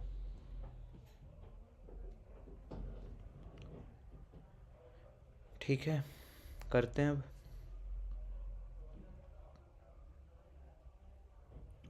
आज एक्चुअली दिक्कत ये हुआ कि हमने थोड़ा लेट स्टार्ट किया, तो इस वजह से ज़्यादा लोग आ नहीं पाए। एक्चुअली 7 से स्टार्ट करना था, बट कोई ना। आज कुछ फिर से कुछ टेक्निकल इशू हो गया था। कल भी यही हुआ था, कल 8 बजे स्टार्ट करना पड़ा था।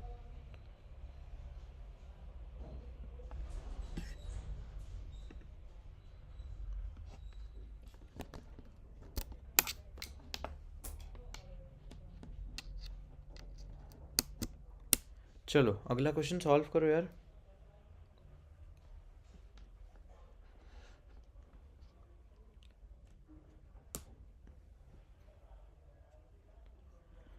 करे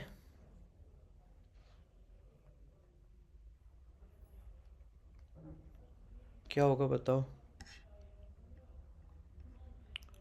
कोई आंसर नहीं आ रहा। अच्छा एक आंसर आया है, 2। दो आंसर आए हैं, दो लोगों के आए हैं, 2 आंसर आया है ना। Most of the trivalent lanthanoid answer colourless in solid state, हाँ बिल्कुल सही है। इनकरेक्ट यही होगा, क्योंकि लैंथेनॉइड्स जो होते हैं वो कलर्ड ही होते हैं सॉलिड स्टेट में भी और डिजॉल्व स्टेट में भी, एक्सेप्ट फॉर La+3 और Lu+3, ठीक है। चलो कोई डाउट है इसमें? अच्छा इससे क्या पता लगा, देखो इससे हमें पता लगा कि जो डी एंड एफ ब्लॉक है ना, मतलब मैं इस एग्जांपल से क्या समझाना चाह रहा हूँ, जो डी एंड एफ ब्लॉक है उसमें जो लैंथेनॉइड वाला टॉपिक है, lanthanoid contraction, actinoid contraction particularly, वहाँ से क्वेश्चंस आते हैं, ठीक है। वो चीज़ें थोड़ा अच्छे से पढ़ लेना, लैंथेनॉइड्स और एक्टिनॉइड्स। तो ये थोड़ा सा इंपॉर्टेंट है क्योंकि थोड़े अलग से भी है ये। चलो अब अगला सॉल्व करो। क्या है, हिंसबर्ग रिएजेंट के साथ कौन रिएक्ट करेगा to give a solid which dissolves in alkali. चलो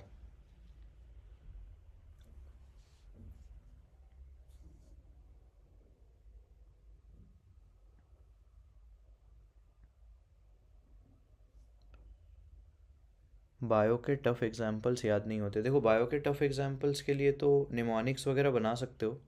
बाकी इंस्टा वगैरह पे, टेलीग्राम पे, बहुत सारी जगह पे निमोनिक्स मिल जाते हैं बने हुए।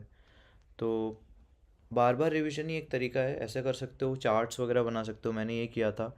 चार्ट मतलब मेरे वॉल पे या स्टडी टेबल के आसपास कहीं पे भी जहाँ पे जगह हो, चार्ट्स बना के चिपका दो और उसको बार बार देखते रहो।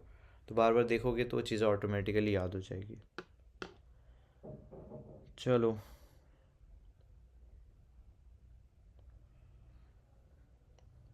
करे सॉल्व, फटाफट करो यार। Compound which reacts with Hinsberg reagent to give a solid which dissolves in alkali.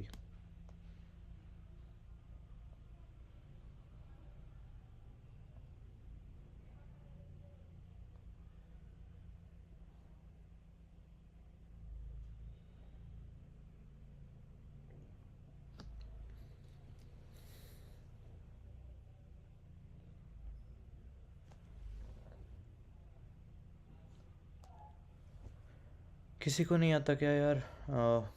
क्या होगा इसका आंसर? फटाफट सॉल्व करो, थोड़ा ट्राई करो, देखो। अच्छा, हिंसबर्ग रिएजेंट पता है क्या होता है?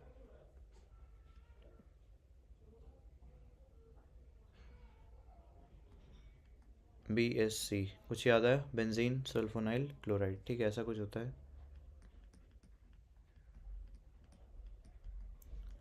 अच्छा, अब सॉल्व करो, क्या रिएक्शन हो सकता है? चैट मेरे में अपडेट नहीं हो रहा है या आ नहीं रहा है यार?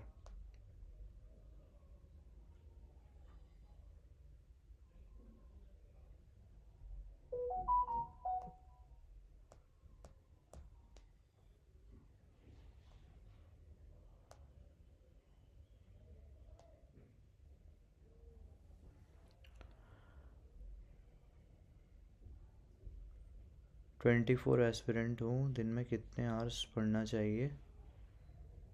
6:45 आए थे उनके नोट्स और आपके टेलीग्राम वाले नोट्स और PW से स्टडी। हाँ, ये कर सकते हो, कोई दिक्कत नहीं है। देखो ऐसा कोई स्टडी आवर्स फिक्स नहीं है, बस देख लेना कि मतलब एक बैलेंस मेंटेन करना है, क्योंकि लॉन्ग टर्म करना है। तो अगर ऐसा भी करोगे 12-13 घंटे तो ज़्यादा दिन तक कंटिन्यू नहीं कर पाओगे। ठीक है, एक फिक्स सा बनाओ कि रोज़ 6 से 7 घंटे पढ़ने हैं, तो वो लॉन्ग टर्म तक सस्टेन कर पाओगे। ठीक है, तो ऐसा भी नहीं करना कि बहुत स्ट्रेन देना है खुद के ऊपर, क्योंकि फिर वो लॉन्ग टर्म कंटिन्यू नहीं हो पाएगा। तो ऐसा मतलब एक बैलेंस बना के रखना, 6 से 7 घंटे से ज़्यादा ज़रूरत नहीं है, या मैक्स टू मैक्स 8 घंटे, उससे ज़्यादा तो हो ही नहीं पाएगा पहली बात, और अगर हो भी जाता है तो ज़्यादा दिन तक कंटिन्यू नहीं हो पाएगा। ठीक है। केमिस्ट्री में कितने ईयर्स तक के PYQ? देखो कहीं पे भी, बायो हो, केमिस्ट्री हो, चाहे फिज़िक्स हो, 10 ईयर्स तक के PYQ मतलब काफ़ी होते हैं। ठीक है। अच्छा, ये वाला सॉल्व करते, देखो किसी को आया नहीं तो मैं ही कर देता हूँ। देखो होगा क्या, ये क्या करता है, Cl जो है H के साथ रिएक्ट कर जाता है। ठीक है, तो अलग अलग, जैसे अगर प्राइमरी अमीन है तो RNH2 होगा। तो क्या होता है, देखो जब ये Cl के साथ रिएक्ट कर लेगा, तो यहाँ पे मान लो Cl है,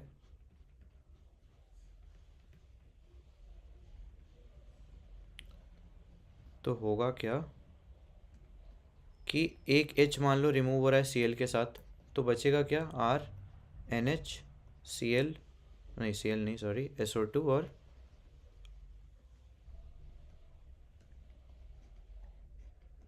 और बेंजीन वाली रिंग। तो ये वाला जो H होता है ना, ये वाला H, ये एसिडिक होता है और ये एल्केलाई के साथ रिएक्ट कर जाता है। अच्छा, मान लो यहीं पे ये तो था तुम्हारा प्राइमरी अमीन, लेट से यहाँ पे होता सेकेंडरी अमीन, यहाँ पे R होता और NH होता। ठीक है, एक सेकेंड, NH, और इसके साथ हम रिएक्ट करते Cl, SO2 और PH को, तो ये HCl निकल जाता। ठीक है, तो यहाँ पे रिएक्शन कुछ ऐसे आता। ठीक है, तो यहाँ पे कोई हाइड्रोजन बचा नहीं है, यहाँ पे कोई हाइड्रोजन तो है नहीं, तो यानी कि ये एल्कलाई में सॉल्युबल होगा नहीं। ठीक है, और टर्शियरी के साथ तो हाइड्रोजन ही नहीं बचेगा, तो रिएक्शन भी नहीं होगा। तो इस वजह से हमें कुछ ऐसा अमीन ढूंढना है जो प्राइमरी अमीन हो। प्राइमरी अमीन कौन सा है यहाँ पे? थर्ड वाला। ठीक है,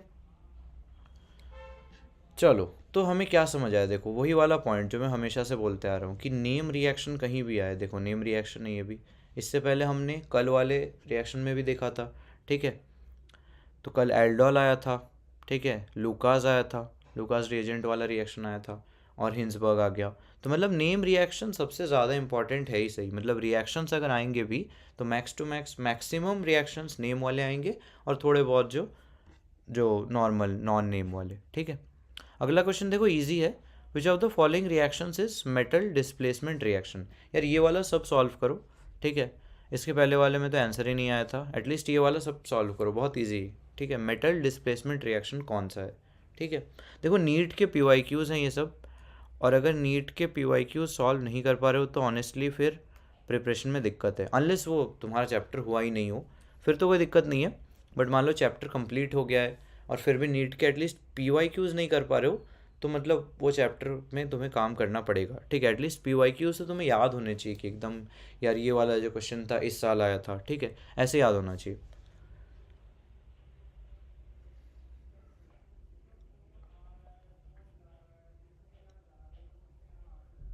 क्या हो जाएगा बताओ, फटाफट सॉल्व करो। पढ़ने का तरीका नहीं आ रहा है, 11th में 12 आवर्स तक स्टडी कर लेता हूँ पर एफिशिएंसी नहीं आ रहा है। हाँ वही बोल रहा हूँ, देखो 12 आवर्स तक मतलब ऐसे पढ़ने को तो पढ़ लोगे बट एफिशिएंसी घूम फिर के उतने 6-7 घंटे की आ पाएगी। इससे अच्छा है एकदम फोकस्ड और प्रोडक्टिव 6-7 घंटे पढ़ो, और बाकी टाइम कुछ और करो। ठीक है, मतलब कुछ और मतलब ऐसा कोई एक्टिविटी मत करो जिससे तुम पढ़ाई भूल जाओगे, जैसे मान लो बिल्कुल ही वेब सीरीज़ में लगे हुए हो या फिर मूवीज़ वगैरह देख रहे हो। बट हाँ, कुछ फिज़िकल एक्टिविटीज़ वगैरह कर सकते हो, कुछ और काम कर सकते हो, स्कूल वाला अगर कोई काम हो तो कर सकते हो। बट 6 से 7 घंटे प्रॉपर नीट की पढ़ाई कर सकते हो इजीली, और 6 से 7 घंटे ही करो, मैक्स टू मैक्स 8-12 घंटे की ज़रूरत नहीं है, एटलीस्ट 11th में तो बिल्कुल ही नहीं है। ओके, क्या हो जाएगा 58 का? बिल्कुल सही यार, बी हो जाएगा। ठीक है, होता क्या है यहाँ पे, जो मोर रिएक्टिव मेटल होता है, मोर रिएक्टिव मेटल वो सीधे सीधे क्या कर देता है, डिस्प्लेस करता है दूसरे मेटल को जो लेस रिएक्टिव होता है। देखो यहाँ पे वही हो रहा है, Al2O3 डिस्प्लेस कर रहा है Cr को, मतलब Al डिस्प्लेस कर रहा है Cr को, और Al2O3 बना रहा है, पहले Cr2O3 था। ठीक है, चलो 58 तो सॉल्व कर लिया। 59 भी ईजी है, देखो 59 भी ईजी है, और ये एक और स्टेटमेंट को फिर से दोहरा रहा है जो मैं हमेशा से बोलते आ रहा हूँ, chemistry in everyday life, biomolecule और पॉलीमर, इसमें से पक्का क्वेश्चन आएंगे। ठीक है, मैं हमेशा से बोलते आ रहा हूँ 4 से 5 क्वेश्चन आप इन चैप्टर से एक्सपेक्ट कर सकते हो, और एनवायरमेंटल भी इसी में जोड़ लो, एनवायरमेंटल केमिस्ट्री। ठीक है, मतलब 1/3 ऑफ ऑर्गेनिक आपका इन चैप्टर से हो जाएगा, और क्वालिटेटिव क्वांटिटेटिव एनालिसिस भी जोड़ लो, तो उसमें एक आध क्वेश्चन और ऐड कर दो, मतलब 5 से 6 क्वेश्चन। ठीक है, तो अगर इतना कर लेते हो, ये थियोरेटिकल चैप्टर्स है, और इसके अगर अच्छे से शॉर्ट नोट बनाते हो, मैंने बना रखा है, मेरे टेलीग्राम पे भी डाल रखा है, वहाँ से कर सकते हो, तो हो जाएगा। ठीक है, आराम से 6-7 क्वेश्चन कर ले जाओगे। घर पे हैं क्या? हाँ यार घर पे ही हूँ, अभी घर पे हूँ, क्योंकि यहाँ बैकग्राउंड दिख रहा होगा थोड़ा सा अलग है, मतलब एक तो मेरा हॉस्टल का बैकग्राउंड हमेशा से तुम्हें दिखता है जो पीछे ब्लू वाला, और अब घर वाला बैकग्राउंड है।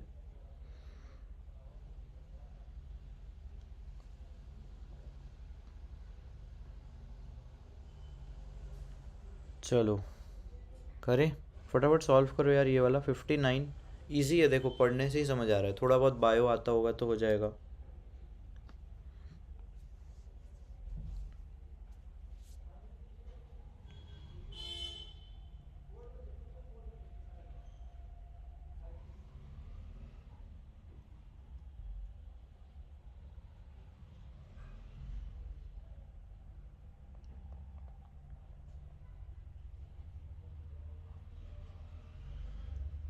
ऑर्गेनिक सॉल्व नहीं हो रहे, क्या करें? 23 एस्पिरेंट, देखो 23 एस्पिरेंट के लिए मैं तो बोल ही रहा हूँ, 1/3 ऑफ ऑर्गेनिक तुम्हारा थियोरेटिकल से हो जाएगा, ऐसे chapter chemistry in everyday life, biomolecule, polymer, environmental, सबसे पहले इनको जाके करो क्वालिटेटिव क्वांटिटेटिव एनालिसिस। ठीक है, जीओसी के एंड में है ये, क्वालिटेटिव एंड क्वांटिटेटिव एनालिसिस। उसके बाद बेसिक्स कर लो, ठीक है। बेसिक्स में क्या आता है, आईयूपीएसी पक्का 2 क्वेश्चन आएंगे, एक क्वेश्चन नॉमेनक्लेचर पे, एक क्वेश्चन सिग्मा पाई बॉन्ड वगैरह पे, number of sigma bond, number of pi bond, ठीक है। और क्या कर सकते हो, इसके अलावा जैसे आइसोमरिज्म पूरा कर लेना, आइसोमरिज्म भी इजी है। उसके बाद GOC 1 जिसको बोलते हैं, जिसमें वो मेनली इफेक्ट्स हैं, M effect, H effect, I effect, ठीक है।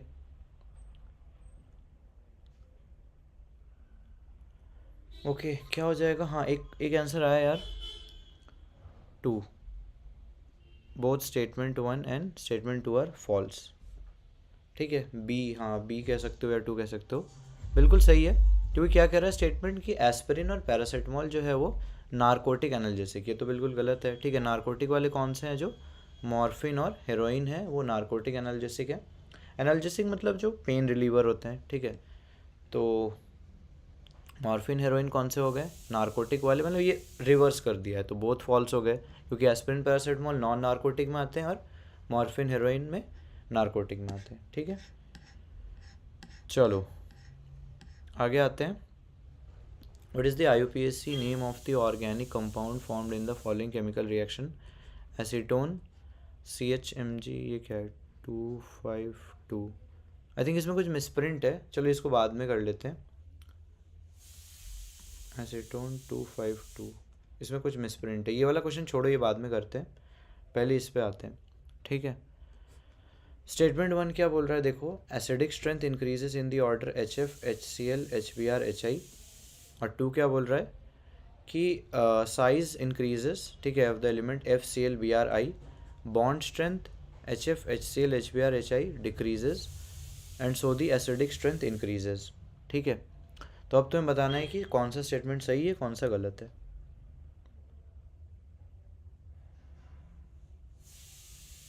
फिज़िकल और फिज़िक्स के नोट्स यार मैंने काफ़ी सारे डाले हुए हैं, बट मैं ट्राई करूँगा कि और भी ऐड कर दूँ जो जो नहीं डाला हुआ है, ठीक है। मैं एक बार चेक करूँगा, अभी मैं घर पे भी हूँ तो मेरे नोट्स भी यहीं पे हैं, तो मैं एक बार चेक कर लूँगा, ठीक है, टेलीग्राम पे।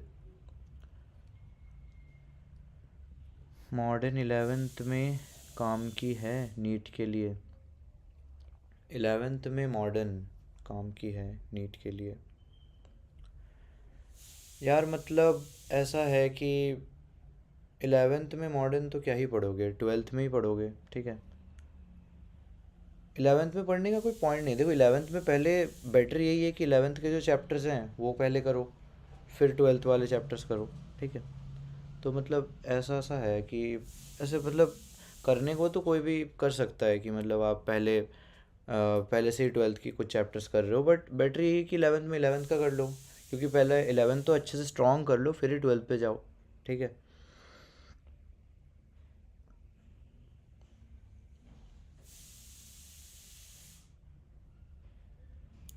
आंसर क्या हो जाएगा यार, 1, हाँ ए कह लो, 61 का ए कह लो या 1 कह लो, ठीक है। बोथ स्टेटमेंट्स आर ट्रू, बिल्कुल सही, क्योंकि दोनों स्टेटमेंट ट्रू ही है। HF से ज़्यादा HCl, HBr, HI क्यों होता है, बिकॉज ये जैसे जैसे बढ़ता है तो बॉन्ड स्ट्रेंथ घट जाता है, क्योंकि आपको पता है H ऑलरेडी काफ़ी छोटा है, मान लो यहाँ पे F था पहले, तो साइज़ में ज़्यादा डिफरेंस नहीं था, अच्छा बॉन्ड स्ट्रेंथ बन रहा था, बट अब ऐसा हो रहा है कि Cl मान लो इतना बड़ा है H से, फिर Br तो और ज़्यादा बड़ा है, ऐसा कुछ, ठीक है, और I तो मतलब इतना बड़ा, तो इस वजह से बॉन्ड स्ट्रेंथ काफ़ी कम हो गया है और इजीली H का जो है सेपरेशन हो सकता है। और आपको पता ही है H+ क्या होता है, प्रोटोन, मतलब ये तो बिल्कुल ही नेग्लिजिबल साइज़ का हो जाएगा, ठीक है। तो आंसर क्या है, बोथ आर ट्रू। चलो अब 62 सॉल्व करो यार, which among the following is the correct option for the right relationship in between Cp and Cv for 1 mole of ideal gas, ठीक है। क्या नीट क्रैक करने का चांस है अभी, हाँ यार डेफिनेटली डेफिनेटली नीट क्रैक करने का बहुत चांस है अभी, मैंने तुम्हें बोला ही है कि अभी तुम क्या कर सकते हो, वेटेज वाइज प्रिपरेशन एक ही तरीका है अब। अगर नीट अभी पास में नहीं होता तो मैं बोलता प्रॉपर तरीके से स्टडी करो, प्रॉपर स्ट्रैटेजीज बना के, प्रॉपर एक एक चैप्टर की स्ट्रैटेजी बना के, एक एक चैप्टर को अलग अलग तरीके से हैंडल करने के मैं तरीके बताता, बट अब वो पॉइंट नहीं है, अब है सीधे वेटेज बेस्ड प्रिपरेशन, ठीक है। सीधे सीधे उठाओ हाई वेटेज टॉपिक्स, ठीक है, और उसको पहले कर डालो। इतना कर डालो कि यार 80% वेटेज वाली चीज़ें कवर अप कर लो।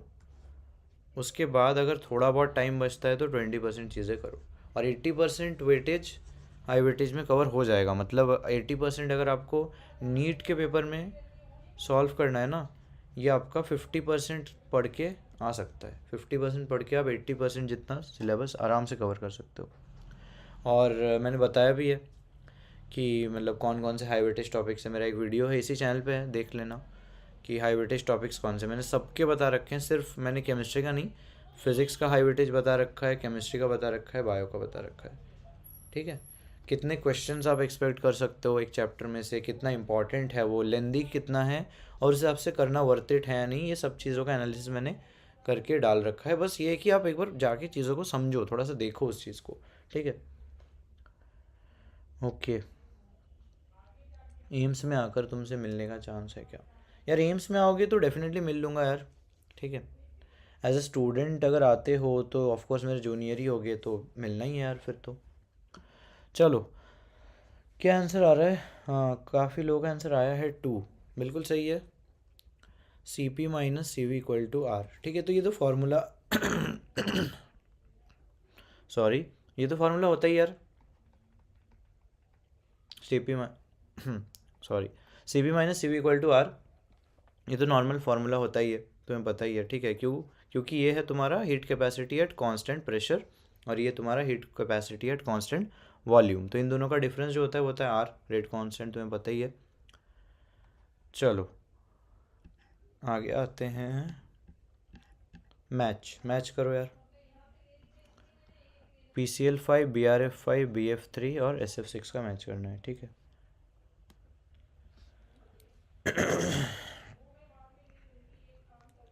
थोड़ा सा गला ख़राब हो रहा है यार मेरा इस चक्कर में। चलो, टेलीग्राम पे ये मिलेगा, क्या मिलेगा यार टेलीग्राम पे, क्या मिलेगा? What do I have to do for backlogs? देखो, बैकलॉग्स का मैं ये बोल रहा हूँ कि बैकलॉग्स जिनका भी है ना, सबके होंगे थोड़े बहुत बैकलॉग्स। टाइम को डिवाइड करो, जैसे 8 आवर्स ऑफ स्टडी टाइम है अगर तुम्हारा, तो करंट पोर्शन को 2 आवर्स दो। यही मेरा भी पैटर्न रहता था जनरली, क्योंकि करंट बहुत जल्दी हो जाता है अगर लेक्चर्स वगैरह सुन रखा हो अच्छे से। मोस्टली सबका अभी सिलेबस ख़त्म हो गया होगा, तो करंट में कुछ बचा नहीं होगा। अगर लेट से थोड़ा बहुत बचता भी है तो उनके लिए बोल रहा हूँ करंट में 2 आवर्स दो। और फिर रिवीजन बोल रहा हूँ, बैकलॉग्स नहीं, रिवीजन में तुम 3 आवर्स दे दो, और बैकलॉग्स में तुम 3 आवर्स दे दो, ठीक है। ये टाइम अगर डिवाइड कर लिया ना, ये बहुत आइडियल है। मतलब ये अगर टाइम तुम डिवाइड कर पाए और इस पे एक्ट कर पाए तो बहुत अच्छा आउटपुट निकल के आता है, फिर एकदम चीज़ें बिल्कुल सेट हो जाती है। तो लॉन्ग टर्म में जाके तुम्हारा बैकलॉग भी ख़त्म हो जाएगा, रिवीजन भी साथ साथ चलता रहेगा। इसको एडजस्ट कर सकते हो। मान लो जैसे मैंने बोला, अभी कोचिंग में पोर्शन ऑलमोस्ट सबका ख़त्म हो गया है, तो उनके लिए करंट वाला ख़त्म हो गया, तो उसमें रिवीजन टाइम बढ़ा दो, 5 घंटे रिवीजन टाइम कर दो, और 3 घंटे बैकलॉग टाइम रखो, ठीक है। मान लो तुम्हारा बैकलॉग कम हो रहा है तो ये टाइम घटाते जाओ, रिवीजन टाइम बढ़ाते जाओ। रिवीजन भी किस तरीके से करोगे? बेस्ट स्ट्रेटजी होता है मॉक टेस्ट वाला प्रिपरेशन, ठीक है। अच्छा, तुमने पढ़ाई बहुत कम कर रखी है, तुम्हारे चैप्टर बहुत वीक है, थ्योरी बहुत वीक है, फिर तो तुम वेटेज वाइज प्रिपरेशन करो। और तुम्हें लगता है कि नहीं यार मेरा प्रिपरेशन तो ठीक ठाक है, मतलब मेरे 550 अबव आ रहे हैं या 500 अबव आ रहे हैं कंसिस्टेंटली, तो अब तुम क्या करोगे? अगर तुम्हें चाहिए कि भाई किस तरीके से प्रिपेयर करे, किस तरीके से रिवीजन करे, तो मैं बोलूँगा मॉक टेस्ट ओरिएंटेड रिवीजन करो। कि तुम्हारा जो भी मॉक टेस्ट में सिलेबस आ रहा है, जिस भी कोचिंग में तुम हो, किसी ना किसी में तो होगे, ऑनलाइन में, ऑफलाइन में, कहीं पे भी, अगर कोई टेस्ट सीरीज़ भी ज्वाइन कर रखा है, वहाँ पे भी टेस्ट में जो सिलेबस आ रहा है उसके अकॉर्डिंग पूरा प्रिपेयर करो। क्योंकि टेस्ट में सिलेबस के अकॉर्डिंग प्रिपेयर करोगे, फिर टेस्ट दोगे, तो टेस्ट में अच्छे नंबर आएंगे, और टेस्ट में अच्छे नंबर आएंगे तो कॉन्फिडेंस बहुत ज़्यादा बढ़ेगा। तो ये कॉन्फिडेंस का बढ़ना बहुत इंपॉर्टेंट है, ठीक है। और क्या डाउट है देख लेता हूँ मैं। मेंटोरशिप, यार मेंटोरशिप का अभी ऑनेस्टली टाइम बिल्कुल नहीं है, क्योंकि मेरे एग्ज़ाम्स आने वाले हैं। तो आज भी वैसे मैं बोल रहा हूँ कि क्लास भी मैंने बस सैटरडे संडे रखा था इस वजह से, क्योंकि मैं पहले जैसे बायोलॉजी ज्ञान पे भी था, तो वहाँ पे भी मैं क्वेश्चन नहीं ले पा रहा था, ठीक है, मतलब सॉरी लेक्चर नहीं ले पा रहा था। जो आप क्वेश्चन करवाते हो ये टेलीग्राम पे मिल जाएगा? अच्छा हाँ, चलो डाल दूंगा, मेरे चैनल पे डाल दूंगा, ठीक है। और वैसे इस पे भी डाल दूंगा, केमिस्ट्री एक्सप्रेस का भी एक टेलीग्राम चैनल होगा शायद, उस पे डाल दूंगा, ठीक है। ओके।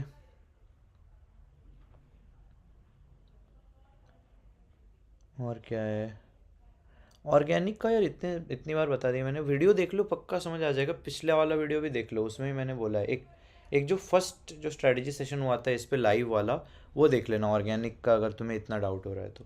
बाकी मेरे चैनल पे भी एक वीडियो है, लेकिन उसमें उससे भी ज़्यादा मैं बोलूँगा फर्स्ट वाला देख लो, जो हमारे इस केमिस्ट्री एक्सप्रेस वाले चैनल पे जो एक फर्स्ट जो स्ट्रेटजी सेशन था लाइव वाला, वो देख लेना, ठीक है।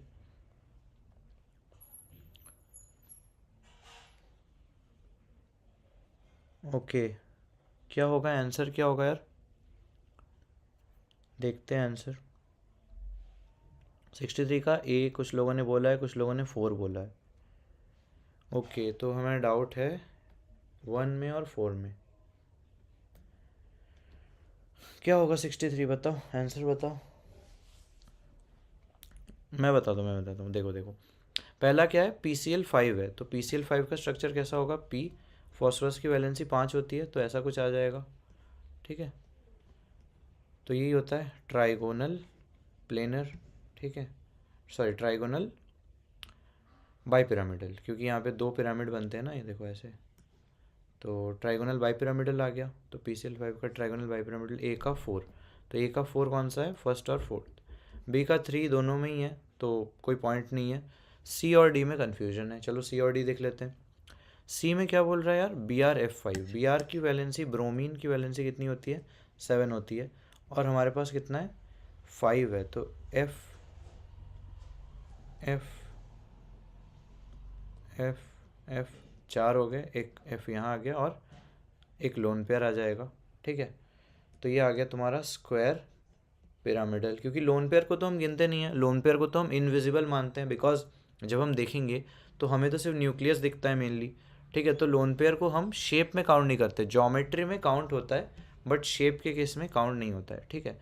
तो शेप क्या आ जाएगा देखो? Square pyramidal. तो यहाँ पे आ जाएगा तुम्हारा BrF5 का स्क्वायर पिरामिडल, सी का 1 आ गया। और डी का क्या है? BF3, तो पता ही है, BF यानी सीधे सीधे, क्योंकि बोरोन की वैलेंसी भी कितनी होती है? 3, तो देख लो। तो इसका क्या हो जाएगा बताओ?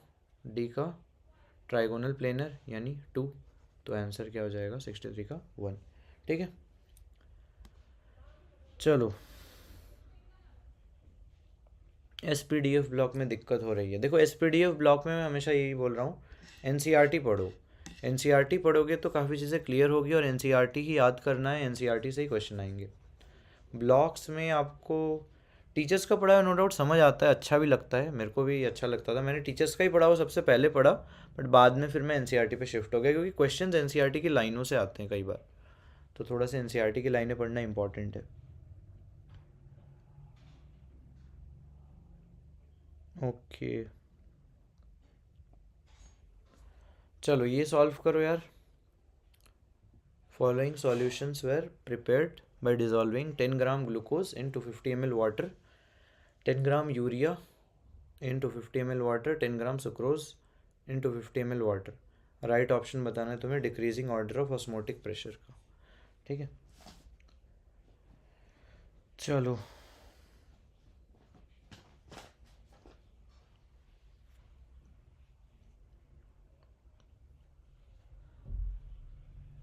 फिज़िक्स केमिस्ट्री के लिए इंपॉर्टेंट चैप्टर बताओ जहाँ से क्वेश्चन आते हैं। तो ये इसका मैंने एक सेपरेट वीडियो बना तो रखा है यार, कि हाई वेटेज टॉपिक्स वाला, देखो इसी चैनल पे मिल जाएगा तुम्हें। देख लेना, एक वेटेज वाइज प्रिपरेशन स्ट्रेटजी करके होगा, उसमें मैंने पूरा इंपॉर्टेंट चैप्टर बता रखा है, कितने क्वेश्चन एक्सपेक्ट कर सकते हो, सब कुछ बता रखा है उसमें, ठीक है।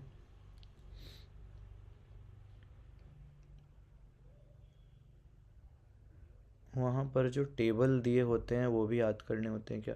टेबल याद नहीं करने होते हैं, टेबल के वैल्यूज़ याद नहीं करने होते हैं, बट हाँ, टेबल में जो ऑर्डर दिया होता है ना, वो याद करना होता है।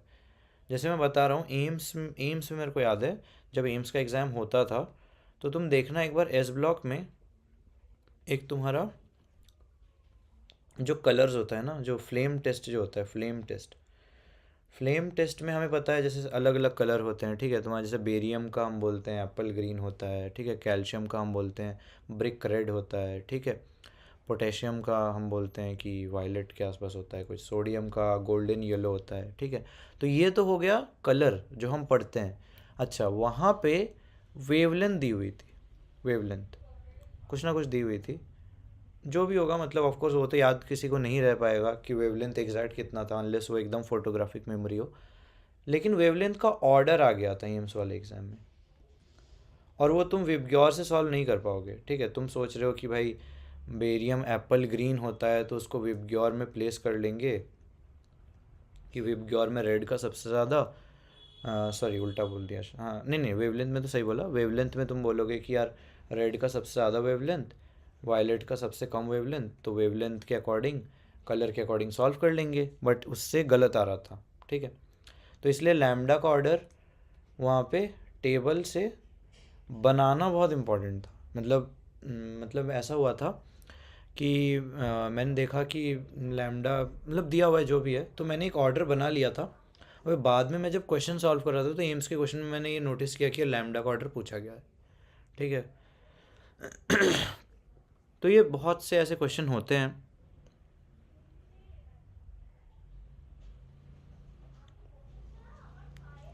चलो, समझ गए। हाँ इसका सॉल्व कर लेते हैं यार। तो ये समझ गए ना कि टेबल्स को कैसे सॉल्व करना है। टेबल्स को तुम्हें ऑर्डर बना के याद कर लेना है, ऑर्डर। अब ऑर्डर तुम ट्रिक से याद करो या फिर कोई कहानी बनाओ, निमोनिक बनाओ, कैसे बनाओ, बट ऑर्डर याद कर लेना। ऑर्डर मतलब मैं ऐसे बोल रहा हूँ कि जैसे पोटेशियम का ज़्यादा, फिर सोडियम, फिर बेरियम, या जो भी आएगा, ठीक है। तो उस पॉइंट पे मैंने फिर ऑर्डर बनाया था, समझे।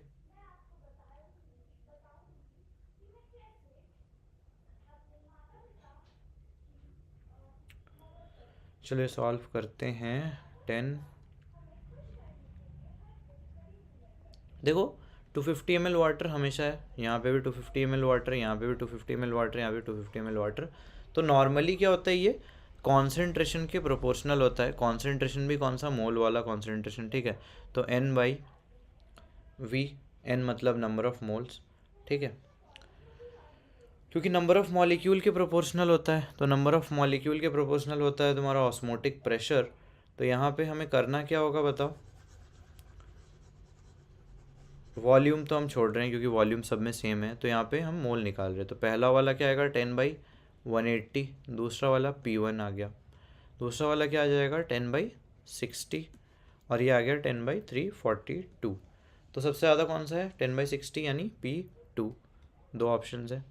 उसके बाद P1। तो आंसर क्या है, 64 का 1। समझ गए, ईजी है, कोई डाउट तो नहीं। चलो अगला देखते हैं यार। Which one of the following methods can be used to obtain highly pure metal which is liquid at room temperature, ठीक है। ये सॉल्व करो। हाँ, ये इससे भी हो जाएगा। Colligative properties are inversely proportional to molar mass, लेकिन ये तब होगा जब कांस्टेंट होगा तुम्हारा मास, है ना। अमाउंट जो एडेड है वो अगर कांस्टेंट, जैसे यहाँ पे 10 ग्राम है, 10 ग्राम है, 10 ग्राम है, तभी जाके ये अप्लाई कर पाओगे इन्वर्सली टू मॉलिकुलर वेट। लेकिन मान लो यहाँ पे तुम्हारा इन्वर्सली टू मॉलिकुलर वेट तब नहीं अप्लाई कर पाओगे। मान लो यहाँ पे 20 ग्राम ग्लूकोज हो जाए, यहाँ पे 30 ग्राम यूरिया हो जाए और यहाँ पे 40 ग्राम सुक्रोज हो जाए, ठीक है। तो वहाँ पे तुम्हें मोल निकाल के ही करना पड़ेगा, ठीक है। चलो, टेलीग्राम लिंक, यार टेलीग्राम लिंक क्यों देना है, सर्च कर लो मिल जाएगा मेरा टेलीग्राम तो, ठीक है। करो करो, सॉल्व करो। Which of the following methods can be use to obtain highly pure metal which is liquid at room temperature. ये भी इजी ही है वैसे तो, बट थोड़ा सा पता होना चाहिए। मेटलर्जी से क्वेश्चन है, देखो मेटलर्जी से हमने इससे पहले एक क्वेश्चन देखा था। तो मैंने तुम्हें बताया था कि मेटलर्जी में थोड़ा सा एक आध चीज़ें इंपॉर्टेंट है। पहली बात तो ओर्स, कि ओर्स के नेम और वो किसके साथ एसोसिएटेड है, नेम विथ मेटल, है ना। ओर या मिनरल का नेम विथ इट्स मेटल, और एक प्योरीफिकेशन के जितने भी प्रोसेसेस हैं। प्यूरिफिकेशन प्रोसेस वगैरह, ठीक है। तो उसमें बस बेसिक बेसिक आइडिया होना चाहिए कौन सा किसके लिए होता है, अंदर में इतना डिटेल में पूछते नहीं है जनरली, ठीक है। चलो, और कोई डाउट कुछ पूछना हो? एलन में लोअर क्लासेस से पीएनसीएफ में, नहीं नहीं नहीं नहीं नहीं, पीएनसीएफ में मैं नहीं था, पीएनसीएफ में मैं नहीं था यार। प्री नर्चर कैरियर फाउंडेशन बोल रहे हो ना? नहीं, उसमें नहीं था मैं तो 11 से ज्वाइन किया हूँ, ज्वाइन किया था मतलब। और क्या है, टेस्ट सीरीज़ कब से ज्वाइन करूँ? टेस्ट सीरीज़ अभी से ज्वाइन कर लो यार, अभी से कर सकते हो। इनफैक्ट जितना जल्दी ज्वाइन करोगे उतना बेटर है, ठीक है। तो मेरे को एग्जैक्टली याद नहीं कि कब से होता था। आई गेस यही इसी टाइम के आसपास तो टेस्ट सीरीज़ वगैरह शुरू हो जाती थी, दिसंबर जैन के आसपास। और क्या डाउट है? अच्छा, पीएनसीएफ वाला डाउट तो हो गया, और क्वेश्चंस देखते हैं। चलो, क्या हो जाएगा?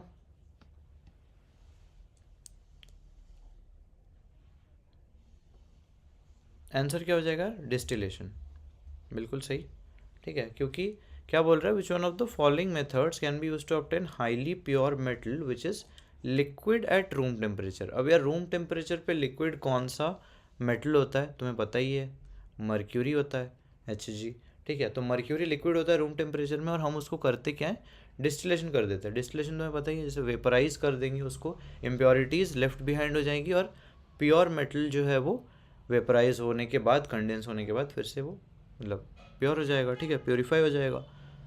तो ये हो गया तुम्हारा मर्क्यूरी के लिए। अगला सॉल्व करो यार, tritium, radioactive isotope of hydrogen emits which of the following particles.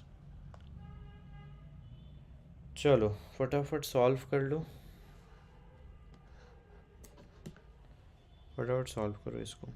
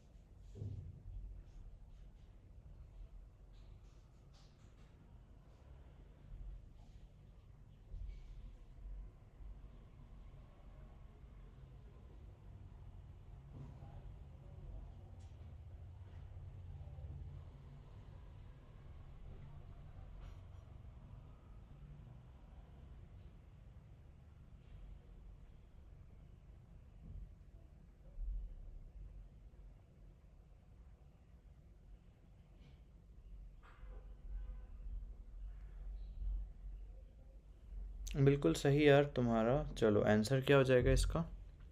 1 beta हो जाएगा, ठीक है। तो ट्राइटियम जो होता है रेडियो एक्टिव आइसोटोप होता है, तुम्हें पता ही है, टी लिख दो इसे या एच लिखते हैं, ठीक है, 1 3। और ये क्या एमिट करता है, ये बन जाता है तुम्हारा He2 3, और एक बीटा पार्टिकल जिसको इलेक्ट्रॉन, ठीक है, प्लस एक एंटी न्यूट्रिनो एमिट करता है, ठीक है। तो क्या हो जाएगा आंसर? बीटा माइनस, ठीक है। चलो, कब से क्वेश्चन पूछ रहा हूँ, क्या क्वेश्चन पूछ रहे हो यार?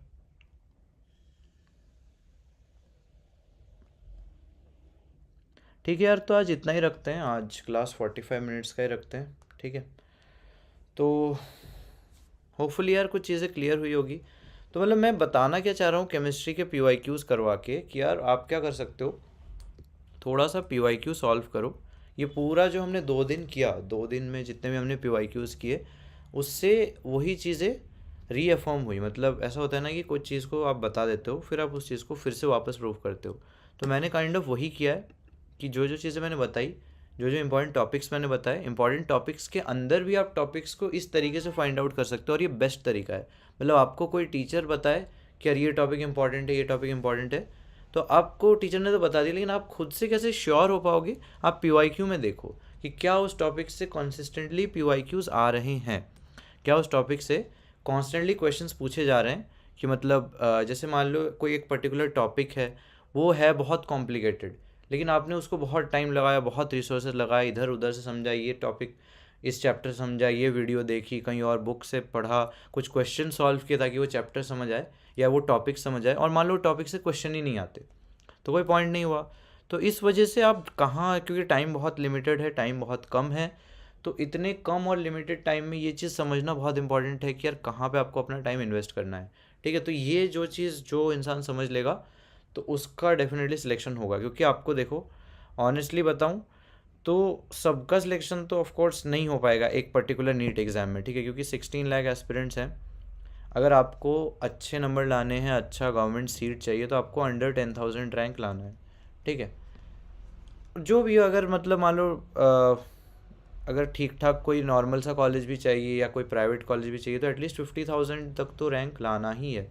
तो 16 लाख में से अगर आपको इतने में आना है, तो आपको इनसे कुछ तो बेटर करना है। और वो बेटर आप कैसे कर सकते हो? दिमाग लगा के ही कर सकते हो। टाइम सबके पास उतना ही है। और IQ में कह लो या सॉरी, तो देखो IQ में कह लो या फिर दिमाग लगाने के तरीके में कह लो, तो इतना ज़्यादा फ़र्क नहीं होता। इतना फ़र्क नहीं होता कि कोई बहुत इंटेलिजेंट है और कोई बिल्कुल ही, मतलब ऐसा ऐसा नहीं होता जनरली। नीट में तो एटलीस्ट इंटेलिजेंस का मैं कहूँगा मतलब नेग्लिजिबल रोल है। ठीक है, इंटेलिजेंस का ऐसा रोल नहीं है। इंटेलिजेंस का ऐसा रोल है कि यार आप कितने स्मार्टली चीज़ों को पढ़ रहे हो, मतलब आप कितना इंपॉर्टेंट चीज़ें कर रहे हो, वो जो चीज़ें जो प्रोडक्टिव है, जो चीज़ें क्वेश्चंस आएंगी, वो आप कर रहे हो या नहीं। ठीक है, तो एंड पॉइंट बस मैं इतने से करूँगा कि टाइम तुम्हारे पास है लिमिटेड, तुम्हें फिगर आउट करना है कि इसको कैसे करना है इन्वेस्ट। टाइम को एक करेंसी की तरह सोचो कि यार जैसे पैसे होते हैं ना हमारे पास, तो हम पैसे को खर्च करते हैं एकदम सोच समझ के कि यार अगर तुम्हारे पास लिमिटेड पैसे हो, जो कि ऑफ कोर्स मोस्टली लिमिटेड ही होते हैं, एज ए स्टूडेंट तुम्हारे पास लिमिटेड पैसे ही होते हैं, तो तुम्हें बहुत सोच समझ के काम चलाना पड़ता है कि यार यहाँ पे पैसे लगाता हूँ, या फिर ये काम कर लेता हूँ पहले, या फिर ये खरीद लेता हूँ पहले, ये चीज़ें मुझे रिक्वायरमेंट है। तो उस तरीके से टाइम भी तुम्हारे पास अब लिमिटेड है। इधर उधर की चीज़ें मत पढ़ो, बहुत कॉम्प्लिकेटेड कोई चीज़ है तो पहले एनालाइज करो कि ये जो कॉम्प्लिकेटेड चीज़ है या जो ये टफ़ चीज़ है, क्या इसमें सच में से क्वेश्चन आते हैं या नहीं। और उसमें भी मैं बोलूँगा कि सबसे, आपको पता है मैंने बता दिया है, बहुत सारी चीज़ें मैंने बताई है कि ये चीज़ें इंपॉर्टेंट है, ये चीज़ें इंपॉर्टेंट है, तो एटलीस्ट जो इंपॉर्टेंट बताया है पहले वो कर लो। फिर आपके पास जितना टाइम है, बहुत टाइम मिला है तो बहुत चीज़ें कर सकते हो, और कम टाइम है तो नहीं करोगे ऑफ कोर्स। और बेटर ये है कि जितना कम करो और कम चीज़ को बार बार रिवाइज करो, रैदर देन बहुत सारी चीज़ें करके आप एक बार ही कर पा रहे हो, उससे बेटर ये कि कम चीज़ें करो बट बार बार रिवाइज करो। ठीक है, चलो तो दैट्स इट, इतना ही रखते हैं आज के लिए। इतना आई गेस काफ़ी है। कोई इम्पॉर्टेंट कुछ चीज़ पूछना हो या कोई चीज़ समझ नहीं आया हो तो एक बार फटाफट समराइज़ कर लेते हैं। देखो हमने जो क्वेश्चन देखा, पहला क्वेश्चन हमने ऐसा देखा कि कई बार ऐसे वियर्ड क्वेश्चन आ जाते हैं जहाँ पे देखो कितना क्लोज आंसर है, मतलब इसमें तुम्हें सॉल्व करना ही है। तो इसको तुम्हें क्या करना है, एक लेसन इसमें मिला, लास्ट तक लीव करना है इसमें। ठीक है, leave till the and, last तक इसको लीव करो। इसमें क्या देखा हमने कि DNF ब्लॉक में लैंथेनॉइड वाला पार्ट थोड़ा सा इंपॉर्टेंट है, लैंथेनॉइड कॉन्ट्रैक्शन, एक्टिनॉइड वाला पार्ट पूरा इंपॉर्टेंट है। और फिर हमने देखा जितने भी नेम रिएक्शन सारे इंपॉर्टेंट है। हिंसबर्ग देखा, कल हमने एल्डोल देखा था, ठीक है, कल हमने लूकास रिएजेंट देखा था। तो ये जो जितने भी है, मान लो सेबेटियर सेंड्रेंस हो गया तुम्हारा, स्टीफन हो गया, मेंडियस हो गया, कैनीजारो रिएक्शन हो गया, जितने भी नेम रिएक्शंस है अलग से ही लिस्ट बना लो और उसको अलग से पढ़ लो। ठीक है, नेम रिएक्शंस बहुत बहुत बहुत इंपॉर्टेंट है। इसमें से मेटल डिस्प्लेसमेंट रिएक्शन, मतलब मैं वही बोल रहा हूँ, रेडॉक्स वगैरह से जो है छोटे टॉपिक, जो है इजी टॉपिक, जो बहुत इजीली हम उसको नेगलेक्ट कर देते हैं कि यार ये तो बेकार टॉपिक, इसको छोड़ो, उसमें से कई बार 2-3 क्वेश्चन आ जाते हैं और हम लोग क्या करते हैं कि बस बेकार में उसको नेगलेक्ट कर दिया। वैसे तो ये मेटलर्जी का है मोर ऑफ, है ना, क्योंकि मेटलर्जी में ये वाला प्रोसेस यूज़ करते हैं हम, एल्यूमिनियम को यूज़ करके क्रोमियम को सेपरेट आउट करते हैं। बट ये काइंड ऑफ एक रेडॉक्स का भी क्वेश्चन बनता है, क्योंकि रेडॉक्स में भी हम यही चीज़ सीखते हैं कि यार जो रिएक्टिव ज़्यादा होगा वो रिएक्ट कर जाएगा, ठीक है। फिर मैंने ये भी तुम्हें बार बार बोला है, थ्योरेटिकल चैप्टर्स बहुत बहुत इंपॉर्टेंट हैं, वहाँ पे तुम 4 to 5, और अगर इसमें तुम क्वालिटेटिव क्वांटिटेटिव जोड़ रहे हो 11th वाला जो पार्ट है, तो इवन 5 to 6 या समटाइम 7 क्वेश्चन तक, यानी ऑलमोस्ट 1/3 या उससे भी ज़्यादा ऑफ ऑर्गेनिक तुम इन्हीं चैप्टर से एक्सपेक्ट कर सकते हो। जो कि लोग सोचते हैं ना कि ऑर्गेनिक में सिर्फ रिएक्शन रिएक्शन करना है, सिर्फ रिएक्शन नहीं होता, पेरिफेरल चीज़ें होती है और वो ज़्यादा इंपॉर्टेंट है एज़ कम्पेयर टू रिएक्शन। ठीक है, रिएक्शन में नेम वाले बहुत इंपॉर्टेंट है, बट बाकी रिएक्शन इतने ज़्यादा इंपॉर्टेंट नहीं है। फिर हमने देखा था, ये वाला तो छोड़ दो क्योंकि इसमें कुछ गड़बड़ था, किसी एसीटोन पता नहीं क्या 252 आ गया था, जो भी है ये रहने दो। फिर हमने देखा था कि ये HFHCl मतलब पीरियोडिक टेबल का क्वेश्चन भी आता है थोड़ा बहुत, एक आध क्वेश्चन पीरियोडिक टेबल से आ जाएगा, और ऐसे स्टेटमेंट बेस्ड क्वेश्चन आ रहे हैं, इस वजह से थोड़ा सा NCERT का इंपॉर्टेंस बढ़ता है। क्योंकि देखो, ये वाला तुम्हें तुम्हारे टीचर ने पढ़ाया होगा, अपने नोट्स में बताया होगा, तो ये तुम्हें पता होगा, बट अगर तुमने NCERT की एग्जैक्ट लाइन ये पढ़ रखी है तो तुम्हें कॉन्फिडेंस अलग लेवल पे आएगा, क्योंकि इसमें तुम थोड़ा कंफ्यूज हो सकते हो कि यार कहीं कुछ और रीज़न तो नहीं है, NCERT में कुछ और तो नहीं लिखा। कभी तुम श्योर हो ही नहीं पाओगे कि NCERT में क्या लिखा था, लेकिन अगर NCERT पढ़ी है तो फिर एग्जैक्ट श्योर हो जाओगे कि हाँ NCERT में ये स्टेटमेंट आया था।